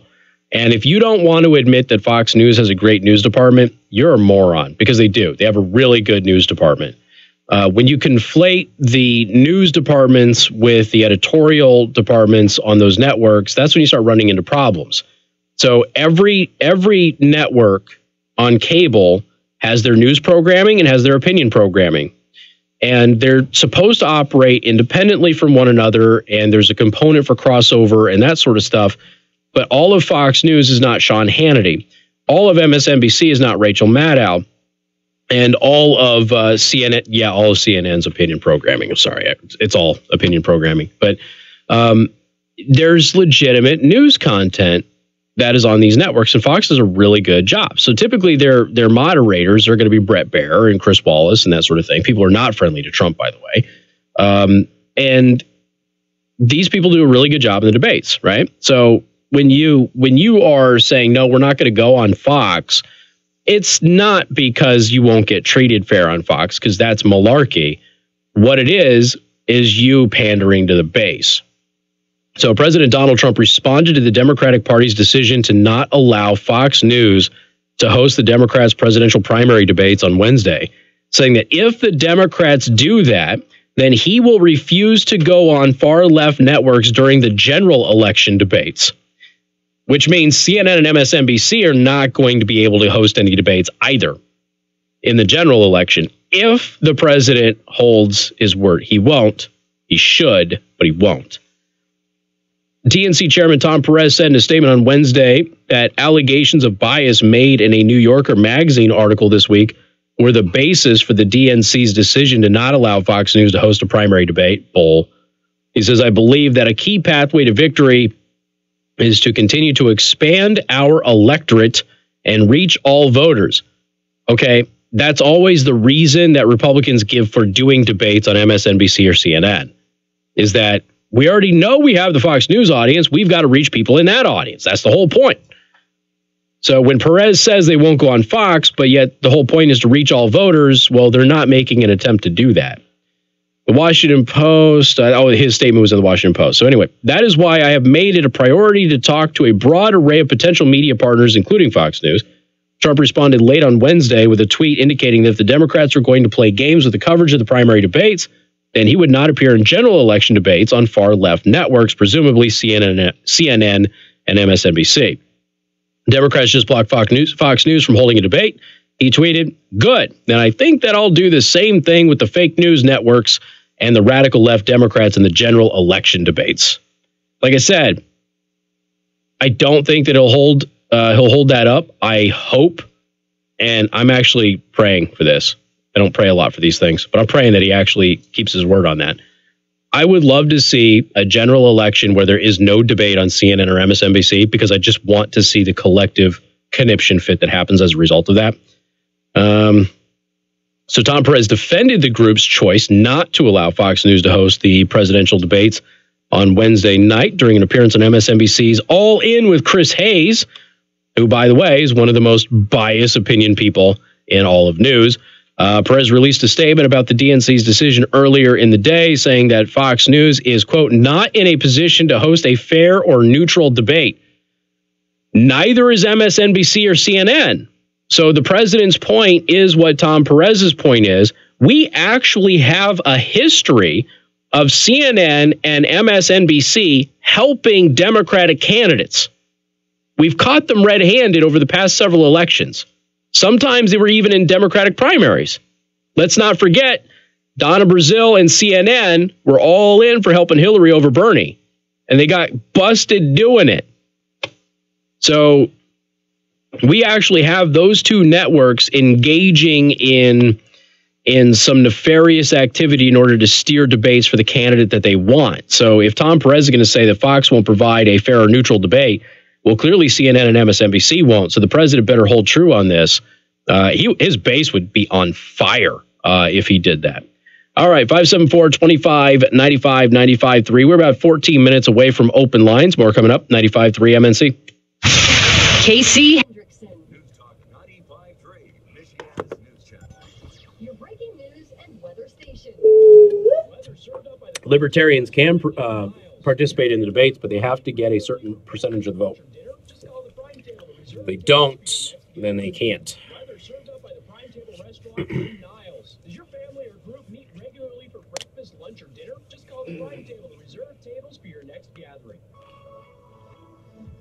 Now, your home comfort experts, heating specialists, 5-day forecast. An active weekend with a March storm that We cleared are into like next 10 week. minutes out. 45 is the high on Saturday. Well, I mean, actual open lines. 40s I by know. the late afternoon and So, evening. Rain will start around 4 o'clock. Could be heavy during the evening No, hours and becoming it's windy. 57. Will last overnight into early Sunday. Gusts yeah, top 40 miles in per break hour. by close Sunday, enough to that. 38 Yeah. cooling temperatures, a little rain snow mix in the morning. We'll settle into the mid-20s early Monday morning. Monday is sunny, a high of 38. Tuesday is also sunny with a high of 42, and temperatures warming into the 50s by next Wednesday. In the ABC 57 First Morning Neighborhood Weather Center, I'm Chief Meteorologist Tom Coon. 95.3 MNC is live on all your listening devices. On the radio at 95.3 FM. On the computer at 95.3MNC.com. On your smartphone when you download the 95.3 MNC app. And now on Alexa, when you tell her to enable the 95.3 MNC skill. Your talk news, traffic, and weather, and the #1 talk show lineup in Michiana. Anytime, everywhere. News Talk 95.3 Michiana's news channel. Your breaking news and weather station.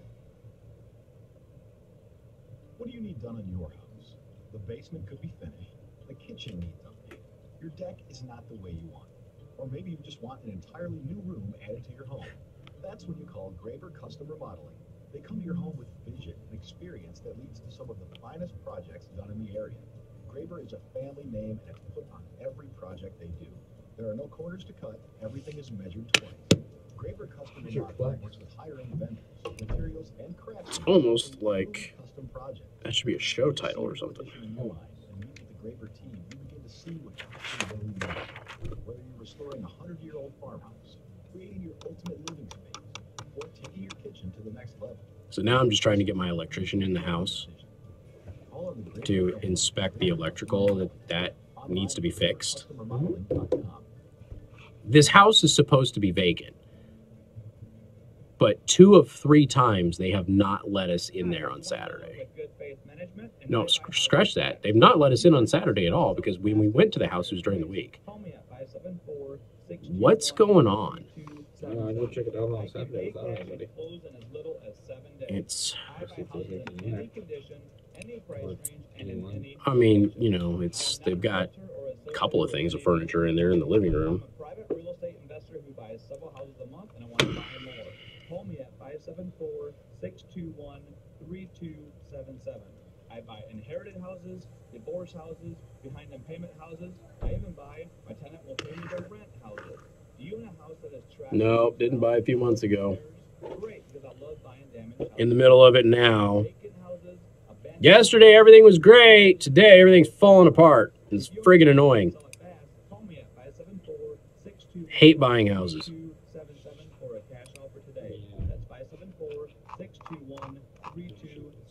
It's easier to rent, man. It's just such a pain in the butt. For an extraordinary furniture buying experience.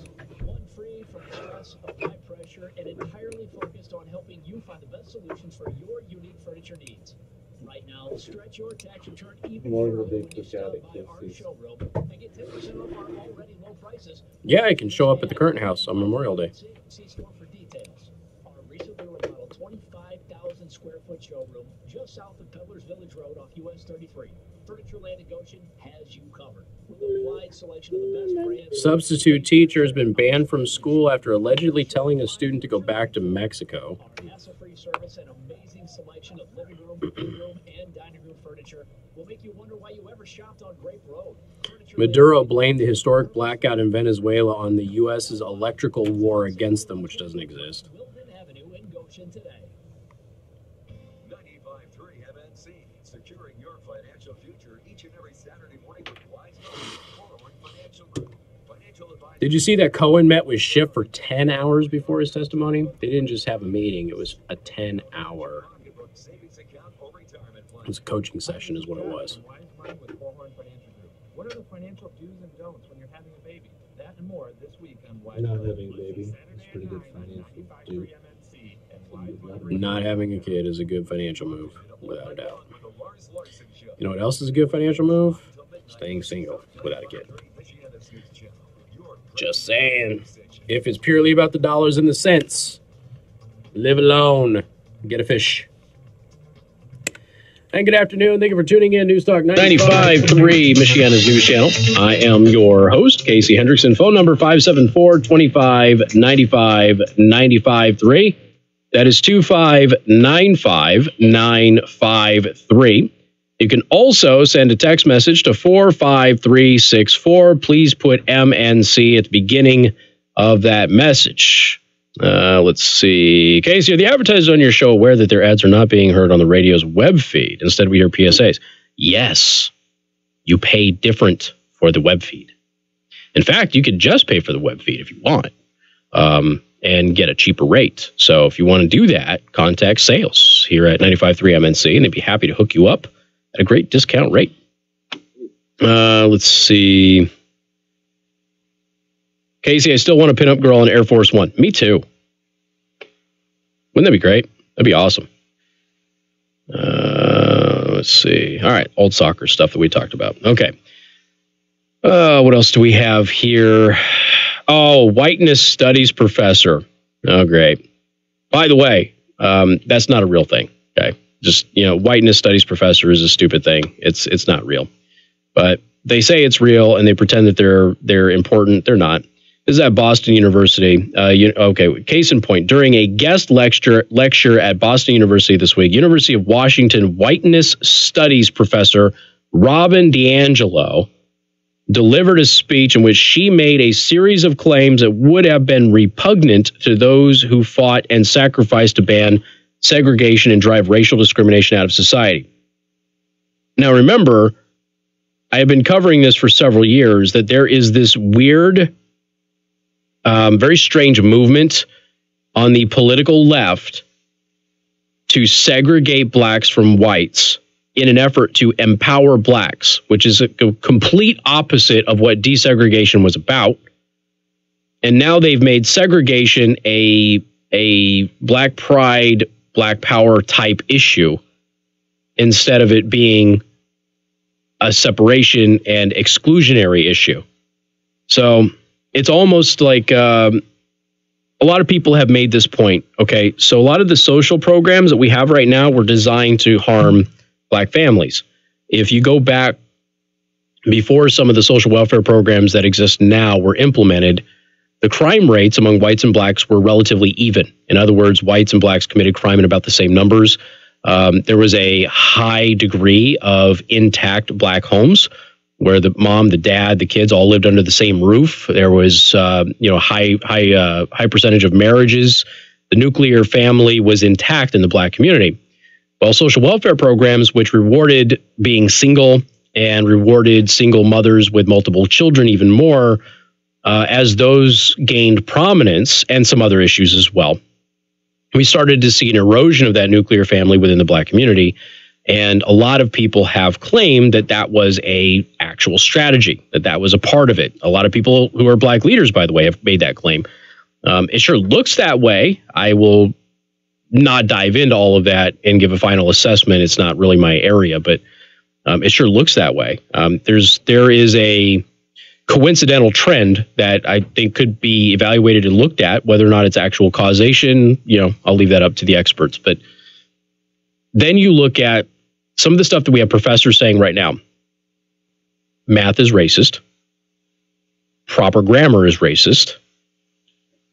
You should be separated from white people, be only with your own people. All of these things don't benefit young black Americans. They harm them. So why is it that these weirdos are proposing them? And they're not crazy conservatives. They're crazy liberals who are doing it. And is the goal really to empower minorities, or is the goal to actually damage them and do more to force their hand with their votes and that sort of thing because they're reliant upon you? That becomes the big question. So the College Fix wrote that D'Angelo's comments were couched during a section of her talk titled, "What Does It Mean to Be White?" that discussed color blindness and those who say, I was taught to treat everybody the same, or some version of that, which is what everybody of all colors were taught when I was growing up. You could not watch a daytime talk show without somebody who is black standing up and berating a white racist on stage and saying, we're all the same. You shouldn't see color. Now, that's what minorities were saying to white supremacists on the stage. Well, now that's not allowed to be said because that's racist. That's actually white supremacy to say that we're all the same, okay? If you are being honest, you've probably said it, she told the audience, then added that in reality, nobody in the room was taught to treat everyone the same. That's not true at all. Your parents could lecture you to do it, but you don't do it. You can't do it. There is no human objectivity. Well, that sounds an awful lot like the old saying that everybody's a racist on some level, which we used to be told was racism, that you couldn't say that because it wasn't true. And now you actually have people promoting it at the academic level. Okay, all of these things that we were taught growing up, which were designed to get rid of racism, all of our movement away from racism, all of those things are now being flipped. And we're being told the stuff that we were taught, that treating people equally, that's now racist. She said that when she hears people talk about treating everybody the same, it tells her this person doesn't understand basic socialization. This person doesn't understand culture. This person is not self-aware. Okay. In fact, she goes on to say that when she hears a white person say this, that we should treat everybody the same, what I'm thinking is this is a dangerous white person. This is a white person who is going to need to deny my reality. Whoa. Okay. Everything, like you said, growing up, all of the efforts of civil rights leaders, all of the efforts of a basic human society trying to do what they could to make sure that we all treated each other with respect and dignity, everything that we were taught is now being attacked from academic leftists as being racist itself, while reverting back to the segregation era and actually arguing that segregation itself is pro-black and actually harms whites. Open lines next. 95.3 MNC. WTRC FM and HD1. Niles, South Bend. Your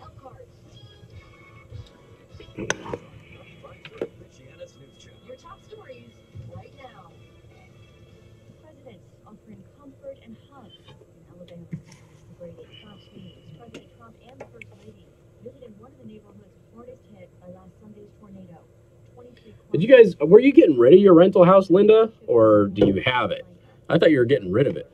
Well, I think all of us were greatly encouraged by the fact that he would take time to come here and to be with those folks that have been harmed, and some of them lost everything. Michiana's news channel. Would you like to talk to Casey? All right, can I get your first name, please? Before he left for Alabama, All right, Jen. criticizing Democrats for yesterday's I will get you on there. passed by the House. The Democrats have become an anti-Israel party. Michiana's news channel. Would you like to talk to Casey? We have a traffic alert. Closed Monday. Can I get your first name, please? Good for you. I hope it doesn't fall Try to get you through. on there. I hope it doesn't fall through. Michiana's news channel. Would you like to talk to Casey? Vermont independent drug standards is expanding Medicare for all proposals. Long-term care is unlikely to pass in the Republican-controlled Senate. All right.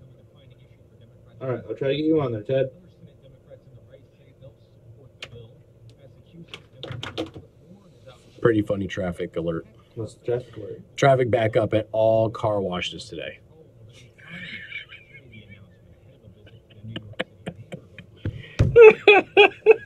That's funny. That was funny. Thank you, Anthony. Sell-off on today's jobs report. The Dow dropped 23 points, but it's the fifth loss in a row and the worst so far this year. Casey, do you read the Babylon Bee? I mean, I don't read it, but I see their tweets and I read those. I think they're funny. This is Michiana's breaking news and weather station. Michiana's news channel on 95.3 FM, the 95.3 MNC skill on Alexa, and 95.3MNC.com. I'm John Zimby, the MNC News Center. Among our top stories this afternoon, a Mishawaka man who pleaded guilty to 2 counts of murder in the death of his wife and her ex-husband has been sentenced to 2 consecutive life sentences. 49-year-old Wayne Kush pleaded guilty in February for the 1998 murders of his wife Beth and her ex-husband Rick Maluski. Under the deal, a third murder count for the killing of his stepson Aaron Maluski. Oh, one Republican voted to lower the age to 16. Who was that? The suspect accused of being behind the wheel in a hit-and-run crash which injured 5 people has turned himself in. The crash happened early Sunday morning at South and Michigan Streets in South Bend. 37-year-old Anthony Modley was charged with 4 counts of leaving the scene of an accident. Texas Representative Michael Burgess was the only Republican to vote yes. All right. Emergency C-section. Motley turned himself into the police around 1 a.m. Friday morning. That's 95.3 MNC's Tommy Lee reporting. He turned 19 today, so I guess 2000. The city of South Bend's leading a search Be 2000 or 2000? Yeah, 2000, right? improvement plan for the new Northwest neighborhood. The workshops start tomorrow and end on Tuesday. We'll expand on the ideas discussed at the February kickoff meeting. Residents and community members will have opportunities to share their thoughts with ideas and consultant designers. The final presentation will take place in early April. We have a schedule of the workshops with the story at 95.3MNC.com. Weather served up by the Prime Table. Start your morning Cool. with the Prime Table in Niles. This week's breakfast special. What's up, Fireball? He's a bow hunter? I got to get mine restrung. Now, your home experts, heating specialist, first warning forecast. Fair this afternoon with highs nearing 40. We'll stay fair this evening, settling back into the mid-20s by early Saturday. Wind and rain arriving by Saturday. If we can get this house situation taken care of, then I'll should have some pretty good areas to go ahead and shoot some bow. Into the 30s on Sunday. In the ABC 57 First Warning Neighborhood Weather Center, I'm Chief Meteorologist Tom Coon. For now, partly cloudy and 42 at the 95.3 MNC studios. I'm Sean Zimby, News Talk 95.3, Michiana's News Channel. Construction season means slowdowns and road closures. Get traffic and weather every 10 minutes on the 6s. Weekday mornings on 95.3 MNC. Your breaking news news and weather station. News powered by Parkwood Auto Spa in South End on Ireland Road and in Mishawaka on Edison Road. Big savings are available with new unlimited monthly car wash packages starting at $15.95. Winter is the worst for your vehicle. While you're warm and toasty driving down the road, the salt, sludge, is covering your car. Scott Moorfield has an article on how Fox News defended CNN against the White House. They did, and that CNN did not return the favor over the DNC's ban. That's a very good point. Off Edison Road, open 7:30 a.m. to 7:30 p.m. 7 days a week. And this winter season is a perfect time to take advantage. Thank you, Tracy. Are available with unlimited monthly car wash packages starting at just $15.95. Visit Oh, guess I gotta do this. Or else it's not gonna reset. No. Gotta reauthorize the YouTube chat. Back in a second. Unlimited monthly car wash packages starting at just $15.95. Good at both of their locations in South Bend and Mishawaka. See ParkwoodAutoSpa.com for more details. Parkwood Auto Spa. Come as you are. Stay in your car. The bull elk's bugle, one of nature's most wondrous sounds. That is not a bull elk, that's Kim. Her RV sewage tank is spewing all over her camper. Way out in the middle of elk country. He's almost old enough to buy a large Coke in New York. Forgot about that. I forgot about the large Coke stuff. It's wild out there. When it gets too wild, Progressive has your RV covered. Quote today at Progressive.com. Progressive Casualty Insurance Company and Affiliates. You know what's fun? Refunds. And using my tax refund to save big at Family Dollar, where you can save $5, $10, and $20 with Family Dollar Smart Coupons. This week, Colgate toothpaste or extra clean or classic new toothbrushes are only 88 cents. Save $1 on any 2 Clorox items. And Cottonelle bath tissue, 12 big rolls, just $5. Sign up for your Family Dollar Smart Coupons. Download our app or visit FamilyDollar.com, where Family Dollar is refund. Here we go. Open lines, fool. It's happening.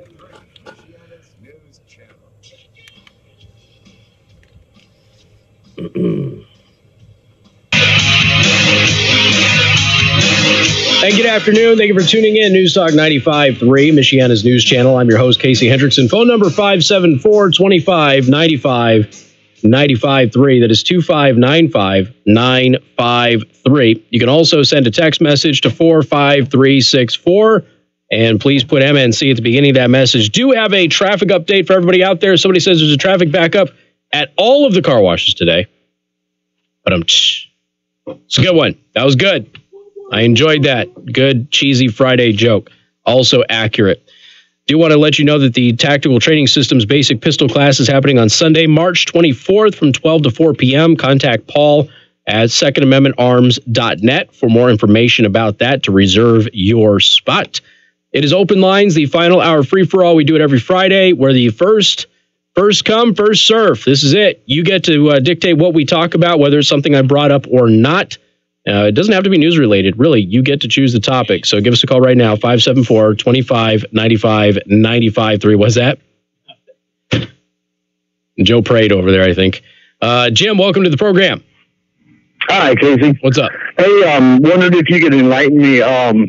I was calling about Ilhan Omar. Yeah.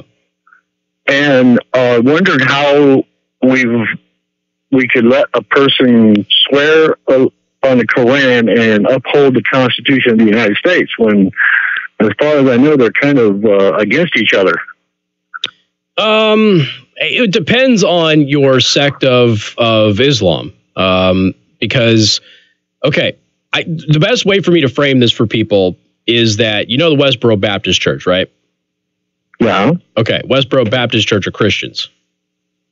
Right. Okay, but they're crazy, though, right?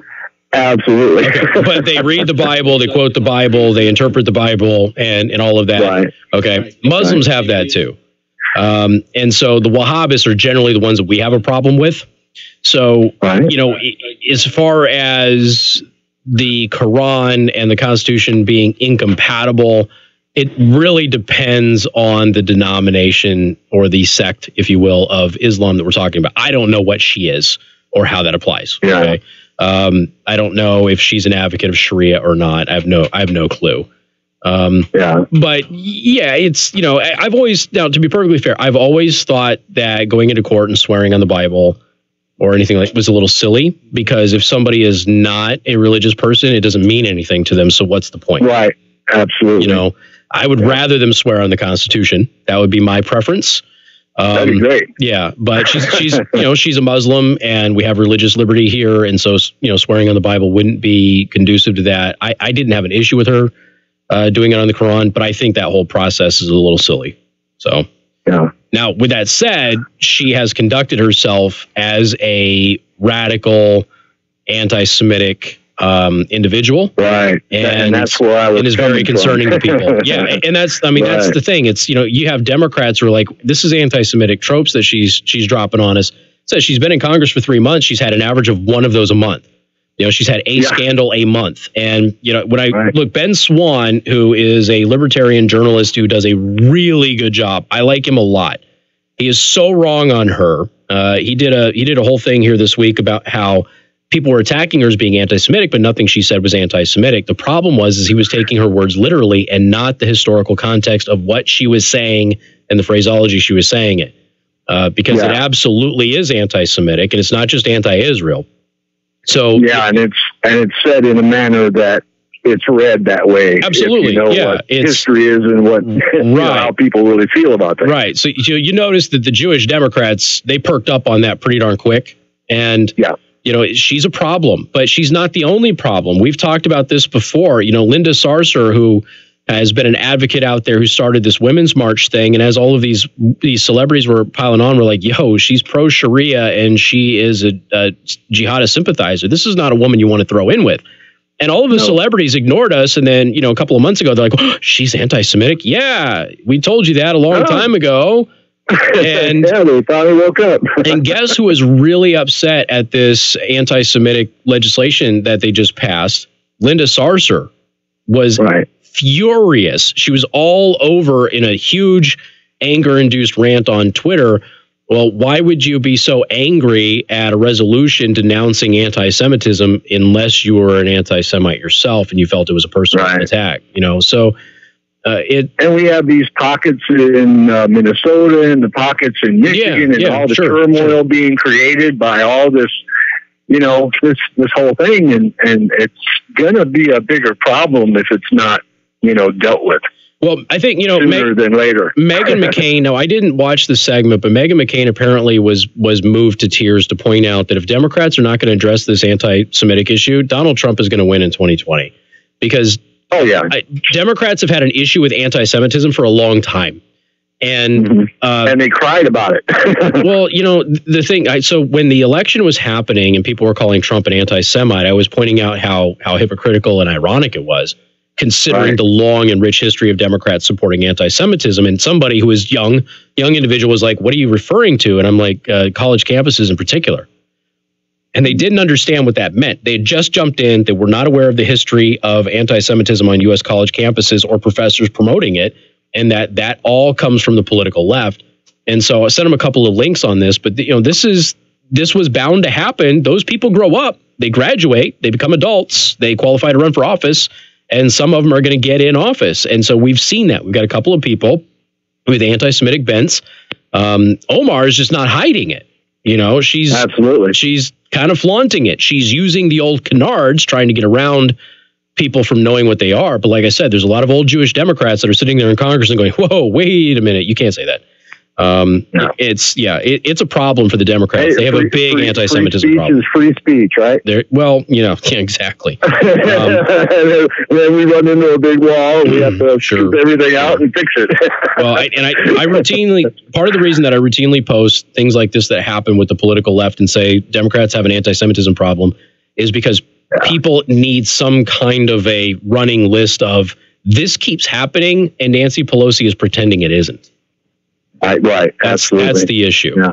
So, all right, buddy, I appreciate it, man. So hypocritical. All right, sir. Thank you. Thank you very much. You take care. Bye. All right. It's just one of those things. You know, the left has out there been decrying the rise of anti-Semitism with Donald Trump and everything else. Now, a lot of that was fake news. and fake hate crimes. Most of it came from one individual who was just upset as ex-girlfriend. But at the same time, they have been promoting anti-Semitism on college campuses and excusing it and not addressing it and not kicking those professors out, not censuring those professors, not doing anything for all of these years. What did you expect to happen with the student body when they graduated and got old enough to run for office? That was going to happen. And that's what we're dealing with right now. They let it go. And here we are. Boom. They're in office now. Robert, welcome to the program. Good afternoon. Thank you for completing my call. This is just a quick one on history, how it relates to now. Right after the Civil War, when things were going crazy down in the South with the Klan and murders were rampant, basically Grant enacted some legislation to send down federal troops and judges behind his attorney general. What's that? That's my producer talking to screening a phone call. He's just doing it very loudly. Oh, okay. Basically, his attorney general down there with federal troops basically crushed the Klan, and they did. Well, when Grant put this legislation through, it was the Democrats who were opposing it because their claim was there's nothing going on down there. This is all fairy tales by the Republicans. That's now, true. Does that sound kind of similar to what's going on with the border down there today? Yeah. And so I occasionally get in this debate with people. Most people don't engage me on Twitter. I don't know why it is, but most people leave me alone. But when I do get somebody, I always say, if it's not an emergency, then how is it that we can have states declare states of emergency when only a few thousand people are in danger? But we can't declare a state of emergency when we're talking about tens of thousands, maybe hundreds of thousands, and the human toll reaches into the millions. How is it that we can't declare a state of emergency there? And they never really have a response to that. If 3,000 people are affected by a flood, you'll have a state of emergency that's issued. But we have 67 some odd thousand fatal overdoses a year. And 99.8% of illegal drugs come from Mexico. Yeah, I just kind of found that ironic that 150 years ago, basically the Democrats had the same outlook. Everything's the same. Everything's recycled. If you look at that's why I talk about the cycles and the patterns that we see in politics. It's all recycled. It's the same stuff. It's a good observation on your part. And quick reference to what you talked about earlier this week about 16-year-olds voting. Yeah. Only if they're illegals. All right, buddy. Appreciate it. You take care. All right. They got more open lines coming up. News Talk 95.3, Michiana's news channel. Casey Hendrickson. News Talk 95.3. Your breaking news and weather station. Weather served up by the Prime Table in Niles. 25 years of exceptional food, tremendous service, and great people. Visit Prime Table today for breakfast, lunch, or dinner. Weather served up by the Prime Table in Niles. Oi. 25 years of exceptional food, tremendous service, and great people. Visit Prime Table today for breakfast, lunch, or dinner. Let me go grab some water. I shall return. With a March storm, then quiet into next week. 45 is the high on Saturday. Temperatures will warm from the mid-20s into the mid-40s by the late afternoon and evening. Rain will start around 4 o'clock, could be heavy during the evening hours, and becoming windy. That wind will last overnight into early Sunday. Gusts could top 40 miles per hour. Sunday, 38 falling temperatures, a little rain-snow mix in the morning. We'll settle into the mid-20s early Monday morning. Monday is sunny, a high of 38. Tuesday is also sunny with a high of 42. And temperatures warming into the 50s by next Wednesday. In the ABC 57 First Warning Neighborhood Weather Center, I'm Chief Meteorologist Tom Coons. The top news stories. Even President Trump acknowledged that a legal challenge is a certainty. And they will sue us in the Ninth Circuit, even though it shouldn't be there, and we will possibly get a bad ruling, and then we'll get another bad ruling, and then we'll end up in the Supreme Court, and hopefully we'll get a fair shake, we'll win in the Supreme Court. People who say a good Wi-Fi connection is a fine substitute for an Ethernet connection are the anti-vaxxers of FGC. Depends on your plan, I guess. That means fighting game community, where when you play online, internet connection is everything. I guess it depends on your data plan. Because if you got somebody's got a 100 meg wireless, but somebody's got a 20 meg Ethernet, I'll take the wireless. But in general, all things being equal, yes, wired is always better.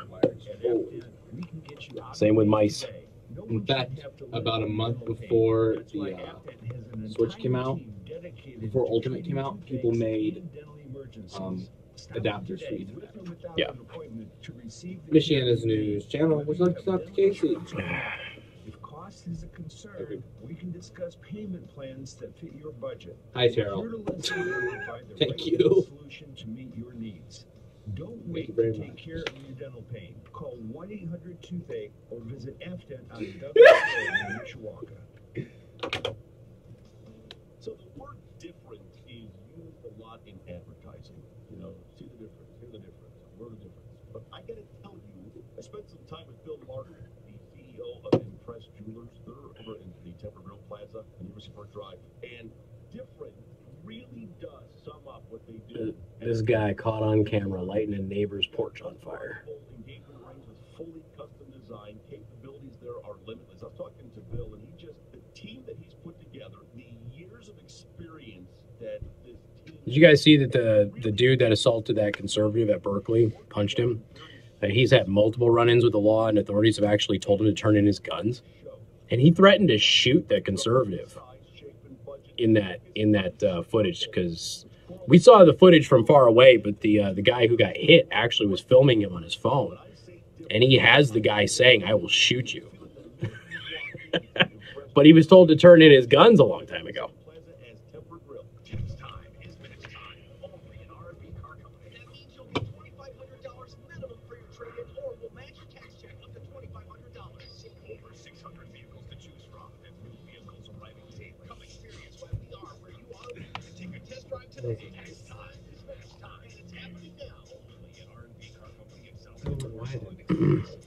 So why are so many Jewish people Democrats? That has been the Republican question for years. For years, that has been the question. Although Democrats used to be pro-Israel, so it could just be the old tribalist stuff. You know, that's my camp. I am not going to leave. But Republicans have asked that question for a long time. David, Colt asks, you can get arrested for threatening to shoot someone, can't you? You can. If you believe the threat is credible. Kind of a school shooting type thing. Yep. Kind of the same. Well, he punched the guy once, but he's facing multiple felonies. So...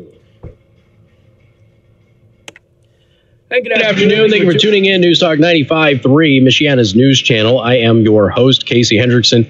There's a really good question. It says, so why are so many Jewish people Democrats? This has been a question that Republicans have been asking for a number of years. Now, the Democratic Party used to be very pro-Israel and really not embrace anti-Semitism. They have in academia in particular over the past several decades. But Republicans have asked that question for a long time. Why is it that there hasn't been a mass Jewish exodus away from the Democratic Party because of that? And it's a fair question. I don't know. You would have to go deep into the Jewish community and ask them that, because I think it's a fair question, considering the rich history over the past 2, maybe 3 decades of anti-Semitism that has been forgiven, explained away, ignored by the political left in this country, and frankly by the media too. The media, look at how much the media is covering anti-Semitism now, but they did not cover it going back before the Bush administration when it was a routine thing happening on college campuses. They didn't cover it then. They're only covering it now. 574-25-95-95-3. Again, it is open lines. You can call by anything that you want. Ted, welcome to the program. Good afternoon. Hello, sir. I'm sorry to take me that late.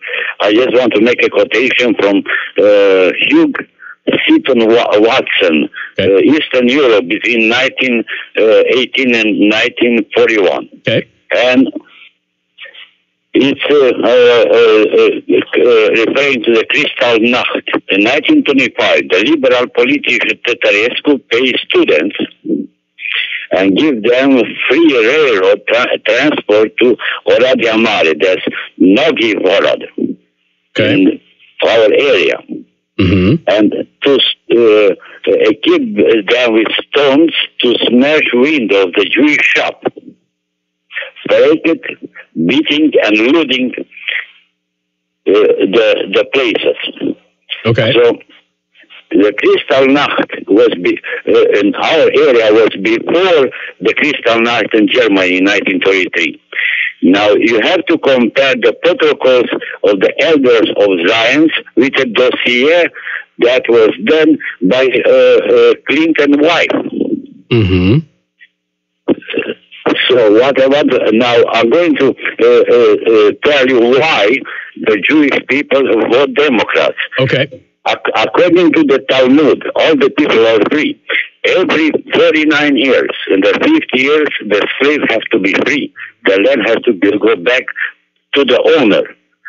Okay. So I'm sorry for jumping from one place to another. Okay, so there's something in the Talmud that's basically keeping them there. It's a raised tradition. My grandpa was an orphan, was raised by the Jewish people, and he studied in the Hebrew school next to our door. It's a long story with my part of the family. Okay. And the other part of Benishtok held my grandma that remained with 5 kids. Okay.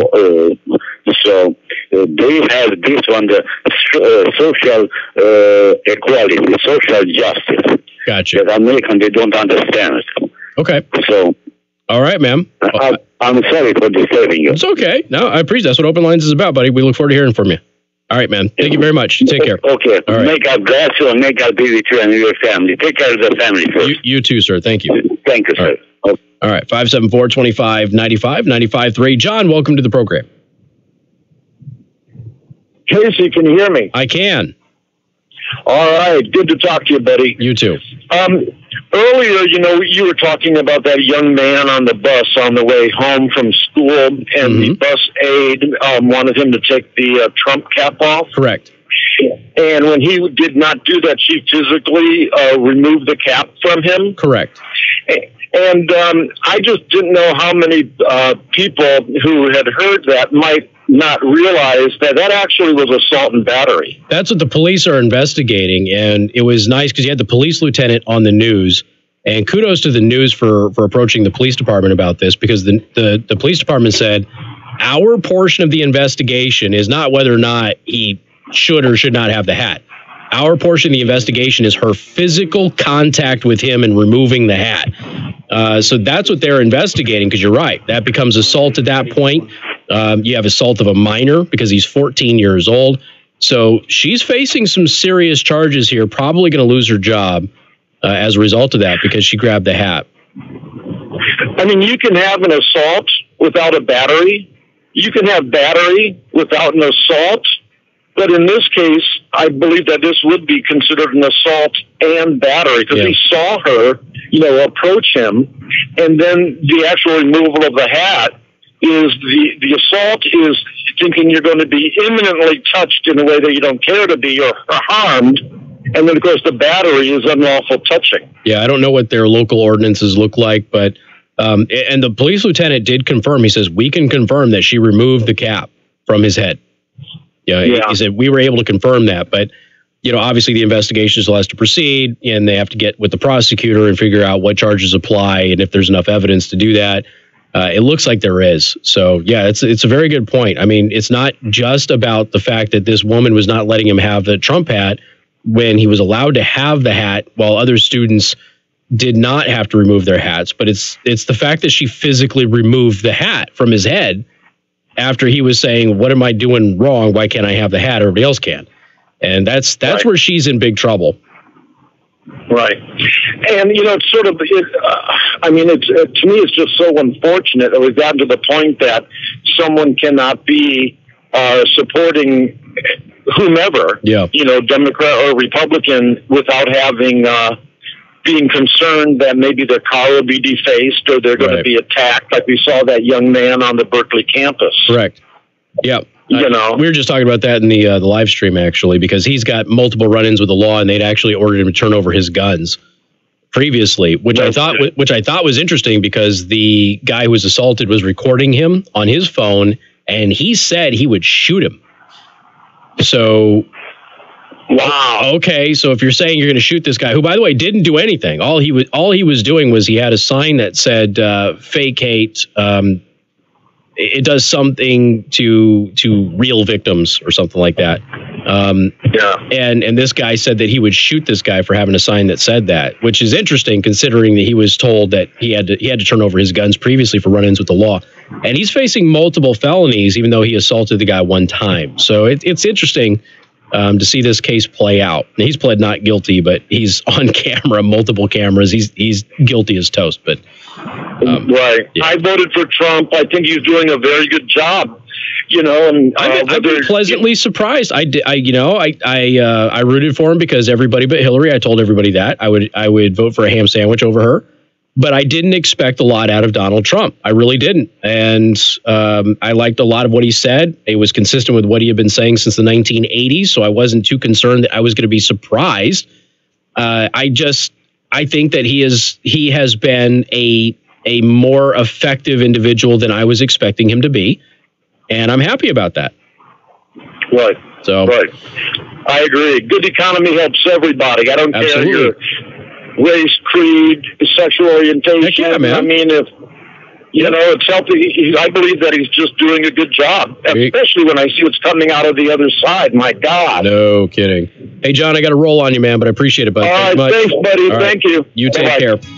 Yeah, they were talking about only 20,000 jobs added this last month. Yeah, but we're at 3.8% unemployment. What, 4.2 is considered full employment? You're not going to have blockbuster months in job growth when you have full employment, people. It's not going to happen. So as long as things keep churning and moving in the right direction, then yeah, that'll be great. All right, we got more coming up. More open lines in just a minute. MNC News Time is 5:31. Time to check out Masters Heating and Air Conditioning online at mastersheatcool.com. Masters gets there faster. This is Michiana's breaking news and weather station.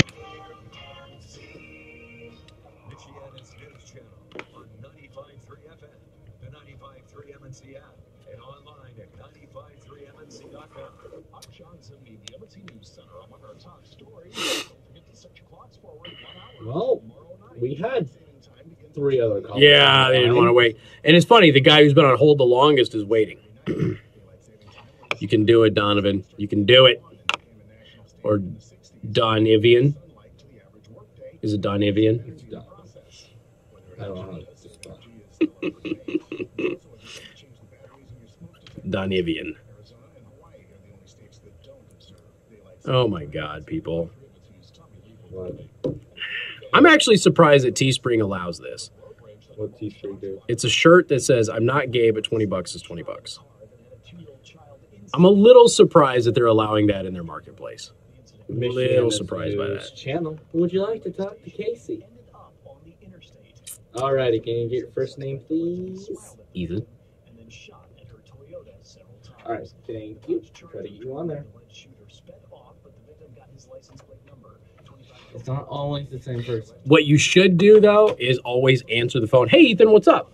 And just creep people out. How did you know it was me? That's magic. We're information officers with the Illuminati. What did you expect? The NSA. Why are you calling? NSA headquarters. I had a spam call from Nevada earlier in the show, and I almost answered it with Addictomy Enterprises. I came so close.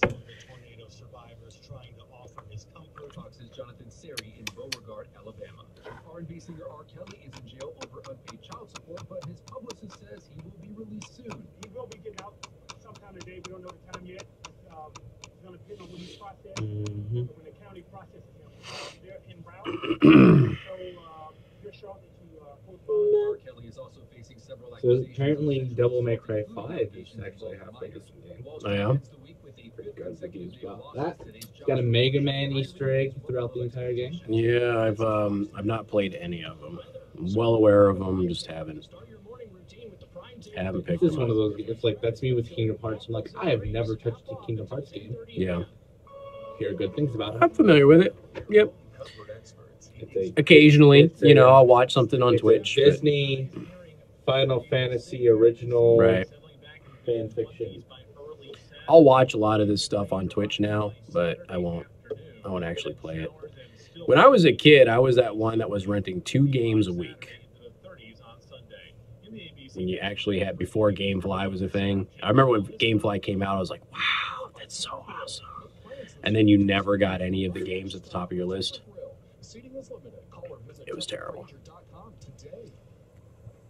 I ended up learning not to have a list of like 50 games. I would have a list of 3 games, and I would rent 2 at a time. Because then I would at least get my top 3, something.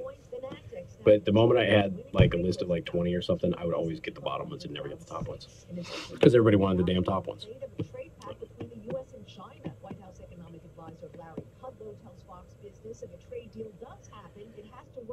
Joe, I learned the true history of drinking out of cups. Casey, do you know that vid? No. I don't. That is.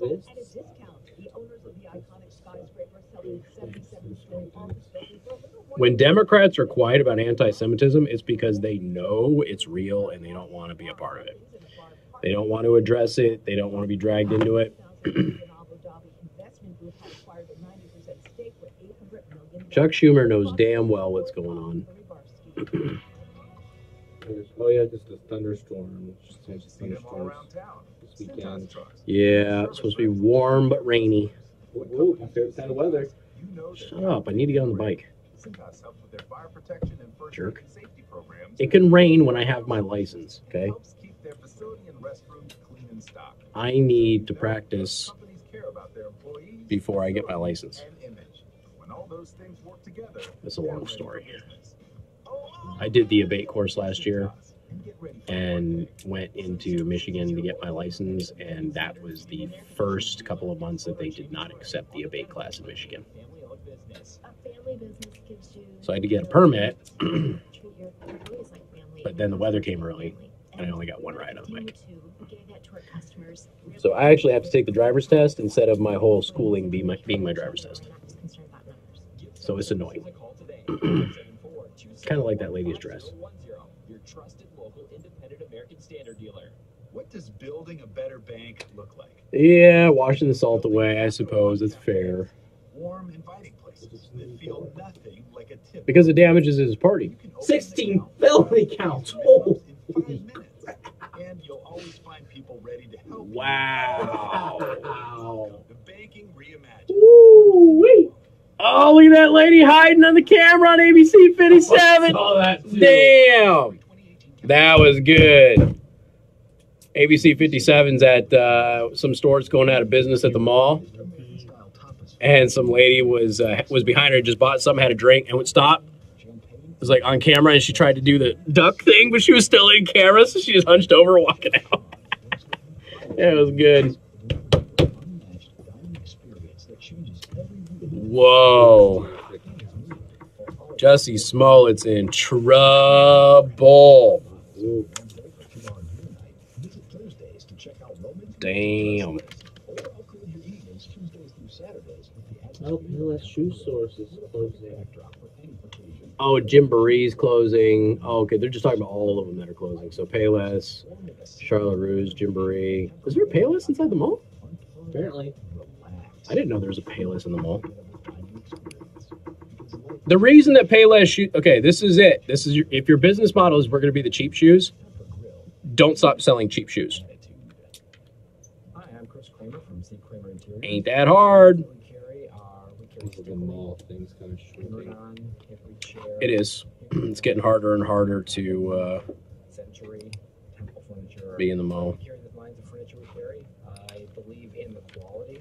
I believe it's a value when you're purchasing something that is of good quality. It can literally last you as long as you want to own it. The styling is typically a little more classic, so it's not going to be trendy and something you can live with and pass down. We are not a commission-based. Damn, dude. That's at least twice as much as I was expecting. Crazy. I don't even think he'll stay. I think he's going to plead out, You think? and he'll take 1 or 2. He'll probably get time served and go to rehab, and then apologize, and everybody will forgive him. He already told the cops he has a substance abuse problem. He already told the cops that. And in Hollywood, all you have to do is say you're an addict, go to rehab, and everything is forgiven. Well, it works like 2 people.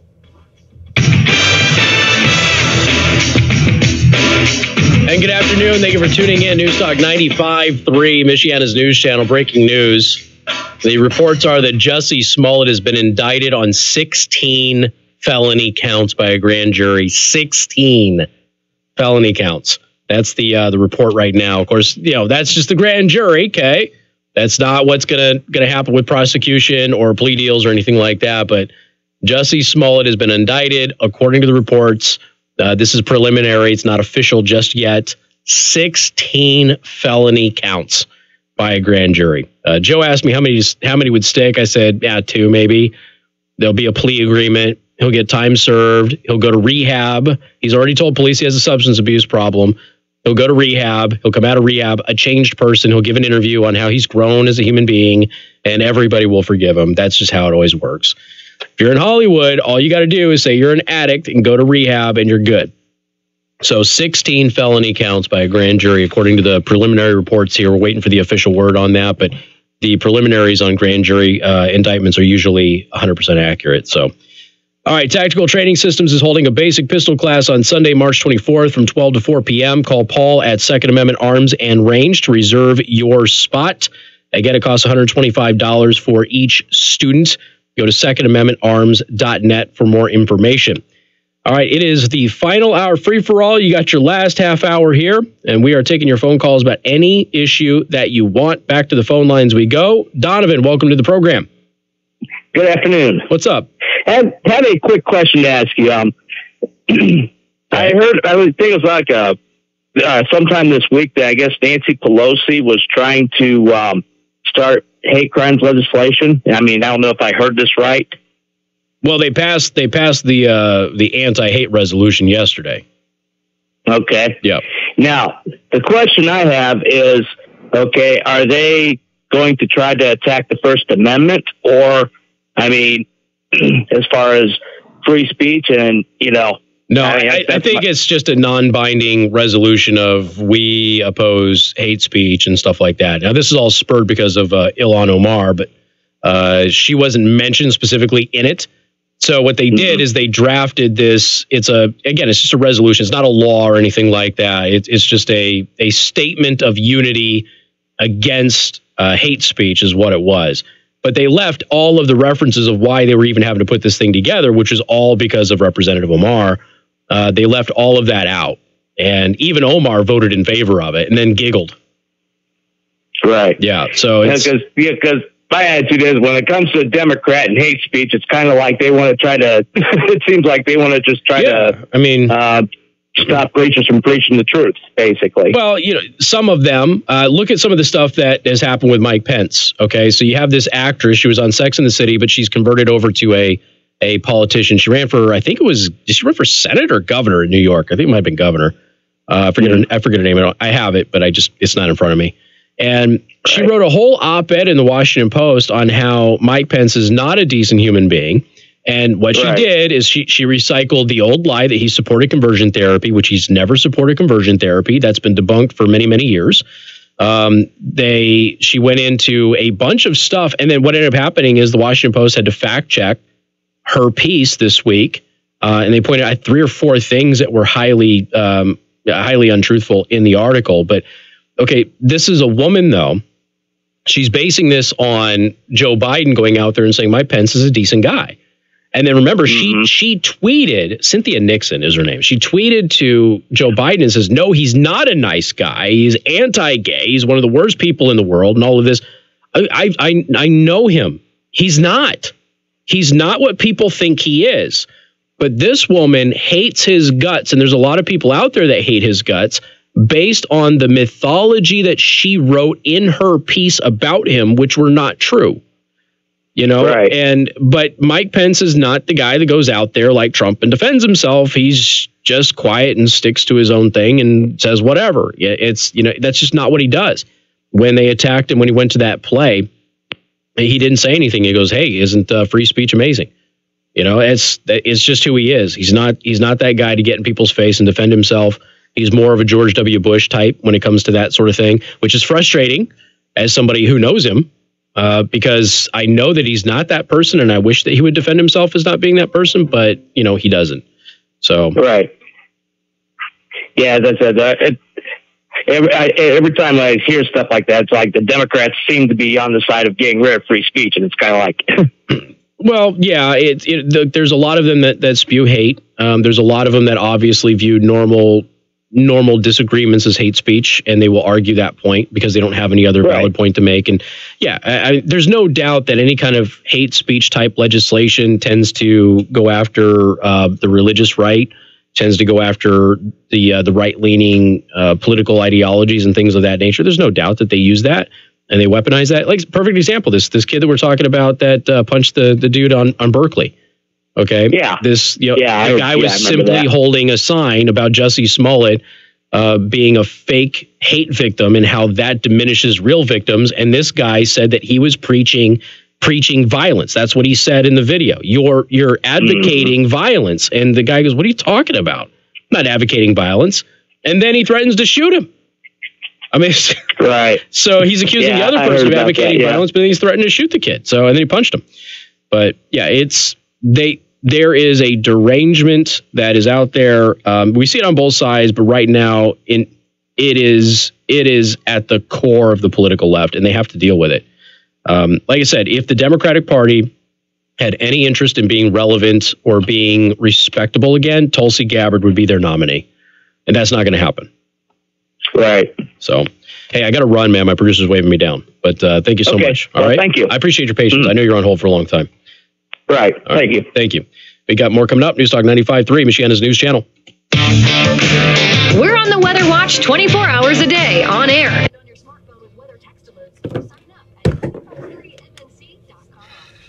Yeah, it was Cynthia Nixon. That's who it is.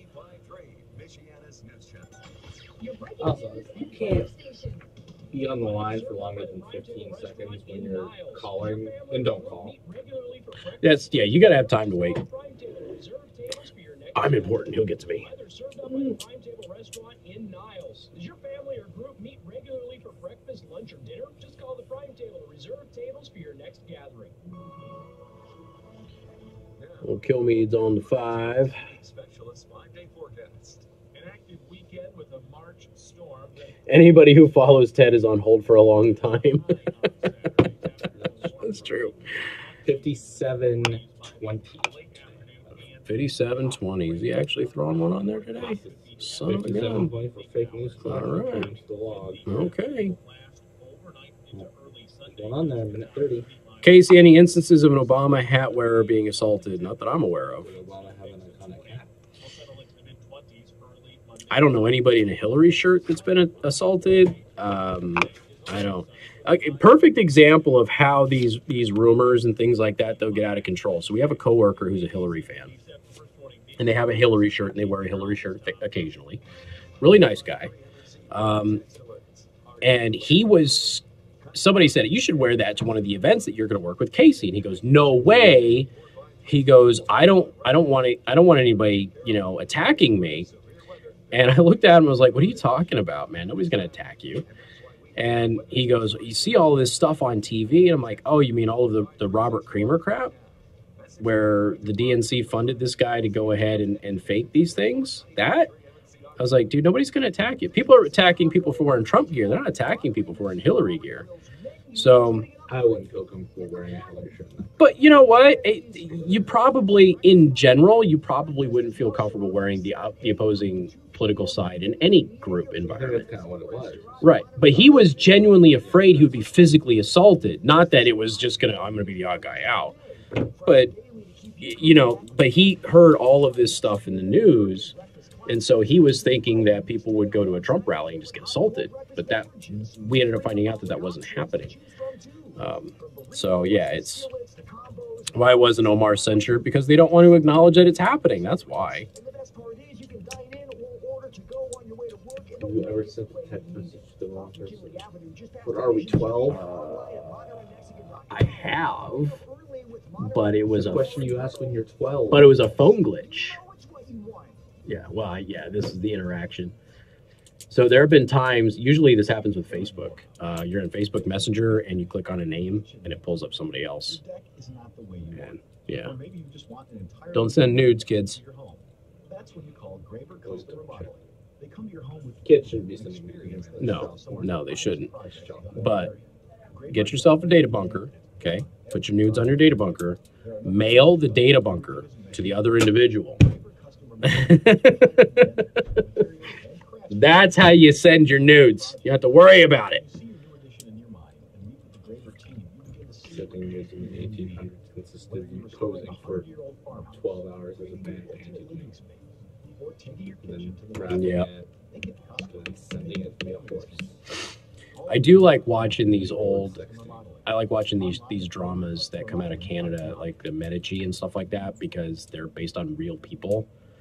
And the Medici, of course, employed the famous painters. Yeah. And so they have these stories around these famous paintings. I have no idea if they're real or not, but it's just like they create a whole narrative on... The Italian, is it Italian? Medici's Italian, yeah. Yeah, the Italian trading family during the Renaissance. Mm-hmm. Yes, the Medicis. That's how I always. Oh, Medici's. Oh, yeah. You might be right. It's Medici. That's how I hear it pronounced in the South. Medici's, yeah. It's Medici, but they died out. Right. So the most influential family in all of human history died out. They're responsible for the Renaissance. Mm-hmm. And what ended up happening is, for those of you who don't know, they got to a point where they had the last male heir, and he had no kids. Everybody died, and he was the last one left, and he had no children, so they died out. Of course, people were trying to exterminate the Medicis for generations. So they employed, all of these famous artists, like Michelangelo and all of these guys. And so the dramas, which are very interesting anyway, always have like a backstory of how these famous paintings got done. So you go like 8 episodes and it's like they're painting this thing and you're like, okay, whatever. And then they reveal the painting. You're like, oh, that's that painting. I know that. The past 8 episodes, it's, yeah. Then don't wear a Hillary shirt. Jesus, Mom.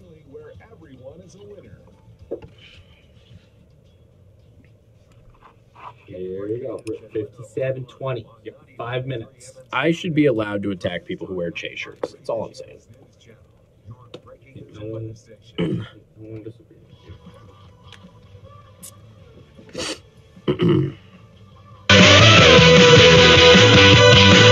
It's a great tune. That is such a great tune. Joe's dancing. 574-25-95-95-3. That is 2595-953. That's actually a famous song anyway, but I think a lot of Americans know it because it was in the movie Kick A-Word, which I can usually say, but in the 5 o'clock hour, I'm told not to say it because you kiddies are out there. But that movie had such a great soundtrack. It had some classic pieces in it that were from a lot of other movies or for cult type music followings, and they put it all together. I never saw part 2 though. Was it good? I forget that part 2 exists. It's not necessary to watch. It's one of those movies that they probably should have stopped at part 1. Kind of, yeah.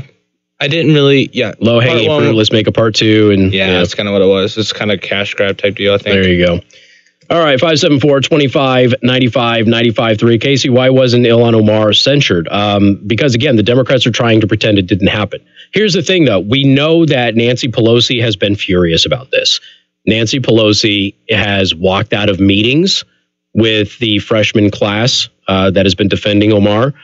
But from Nancy Pelosi's perspective, okay, she's politically very smart in spite of what you might think of her. And yes, I still think that she is losing her mind. I think there is a genuine actual illness that is involved with her behavior over the past couple of years, but she's still politically smart. She knows that she can't have this type of legislation and specifically call out one of her freshman classmates. So if she does that, it's gonna be very damaging, especially heading into the next presidential election. So she's got to protect the Democrat majority in the House. She's got to try and get a Democrat majority in the Senate. And so what she does is she sits down, she has this meeting with these freshman people, the Cortezes and the Presleys, who had this 16-year-old vote bill, and Omar. She has these meetings with them, and she says, you all need to cut this crap out because everybody is catching you and you need to stop. You're not being politically smart. And they don't listen to her. They're invincible. They're young. They're behaving like 13-year-old people who think they can't get hurt. That's how they're behaving.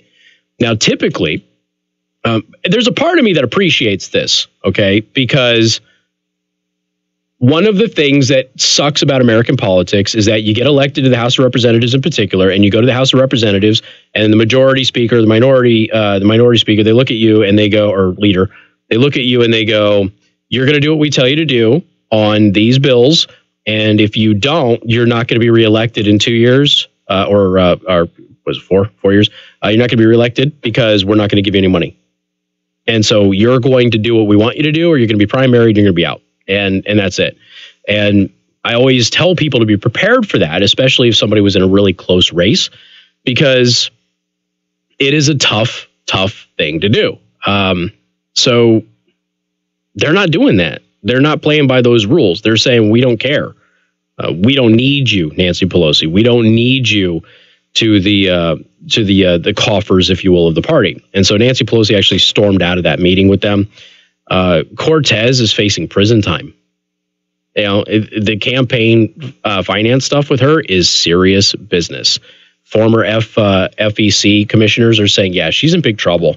If this ends up being true, she is in big trouble. So, we'll have to see what happens. But Nancy Pelosi is kind of losing control of this. And then there's some senior Democrats that are looking at her and going, why can't you control these people? What's going on? So there's a part of me that appreciates all of this rebellion, but at the same time, Nancy Pelosi has to be smart about it because she has to try and get them under control without throwing them under the bus and risking a Democratic majority in the House. That's the thing that she has to juggle right now. So that's why there wasn't a censure. That's essentially it. All right. I want to thank everybody for tuning in this week. We do appreciate it. And of course, on Monday, we will be back in full force. Sean Hannity is coming up next. Don't forget to subscribe to my YouTube channel at youtube.com/Casey the Host, or you can go to facebook.com/Casey the Host if you are interested in the podcast, caseythehost.podbean.com, or you can just go to theburningtruth.us Podbean. All those files upload there. They go to iTunes, they go to Google Podcasts, they go everywhere. It just syndicates all over the place. So we enjoy that. Appreciate it. Have a good weekend. Hi, I'm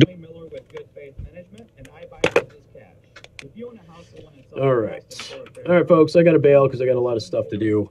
But thank you so much. Have a good weekend, and I will talk to you Monday.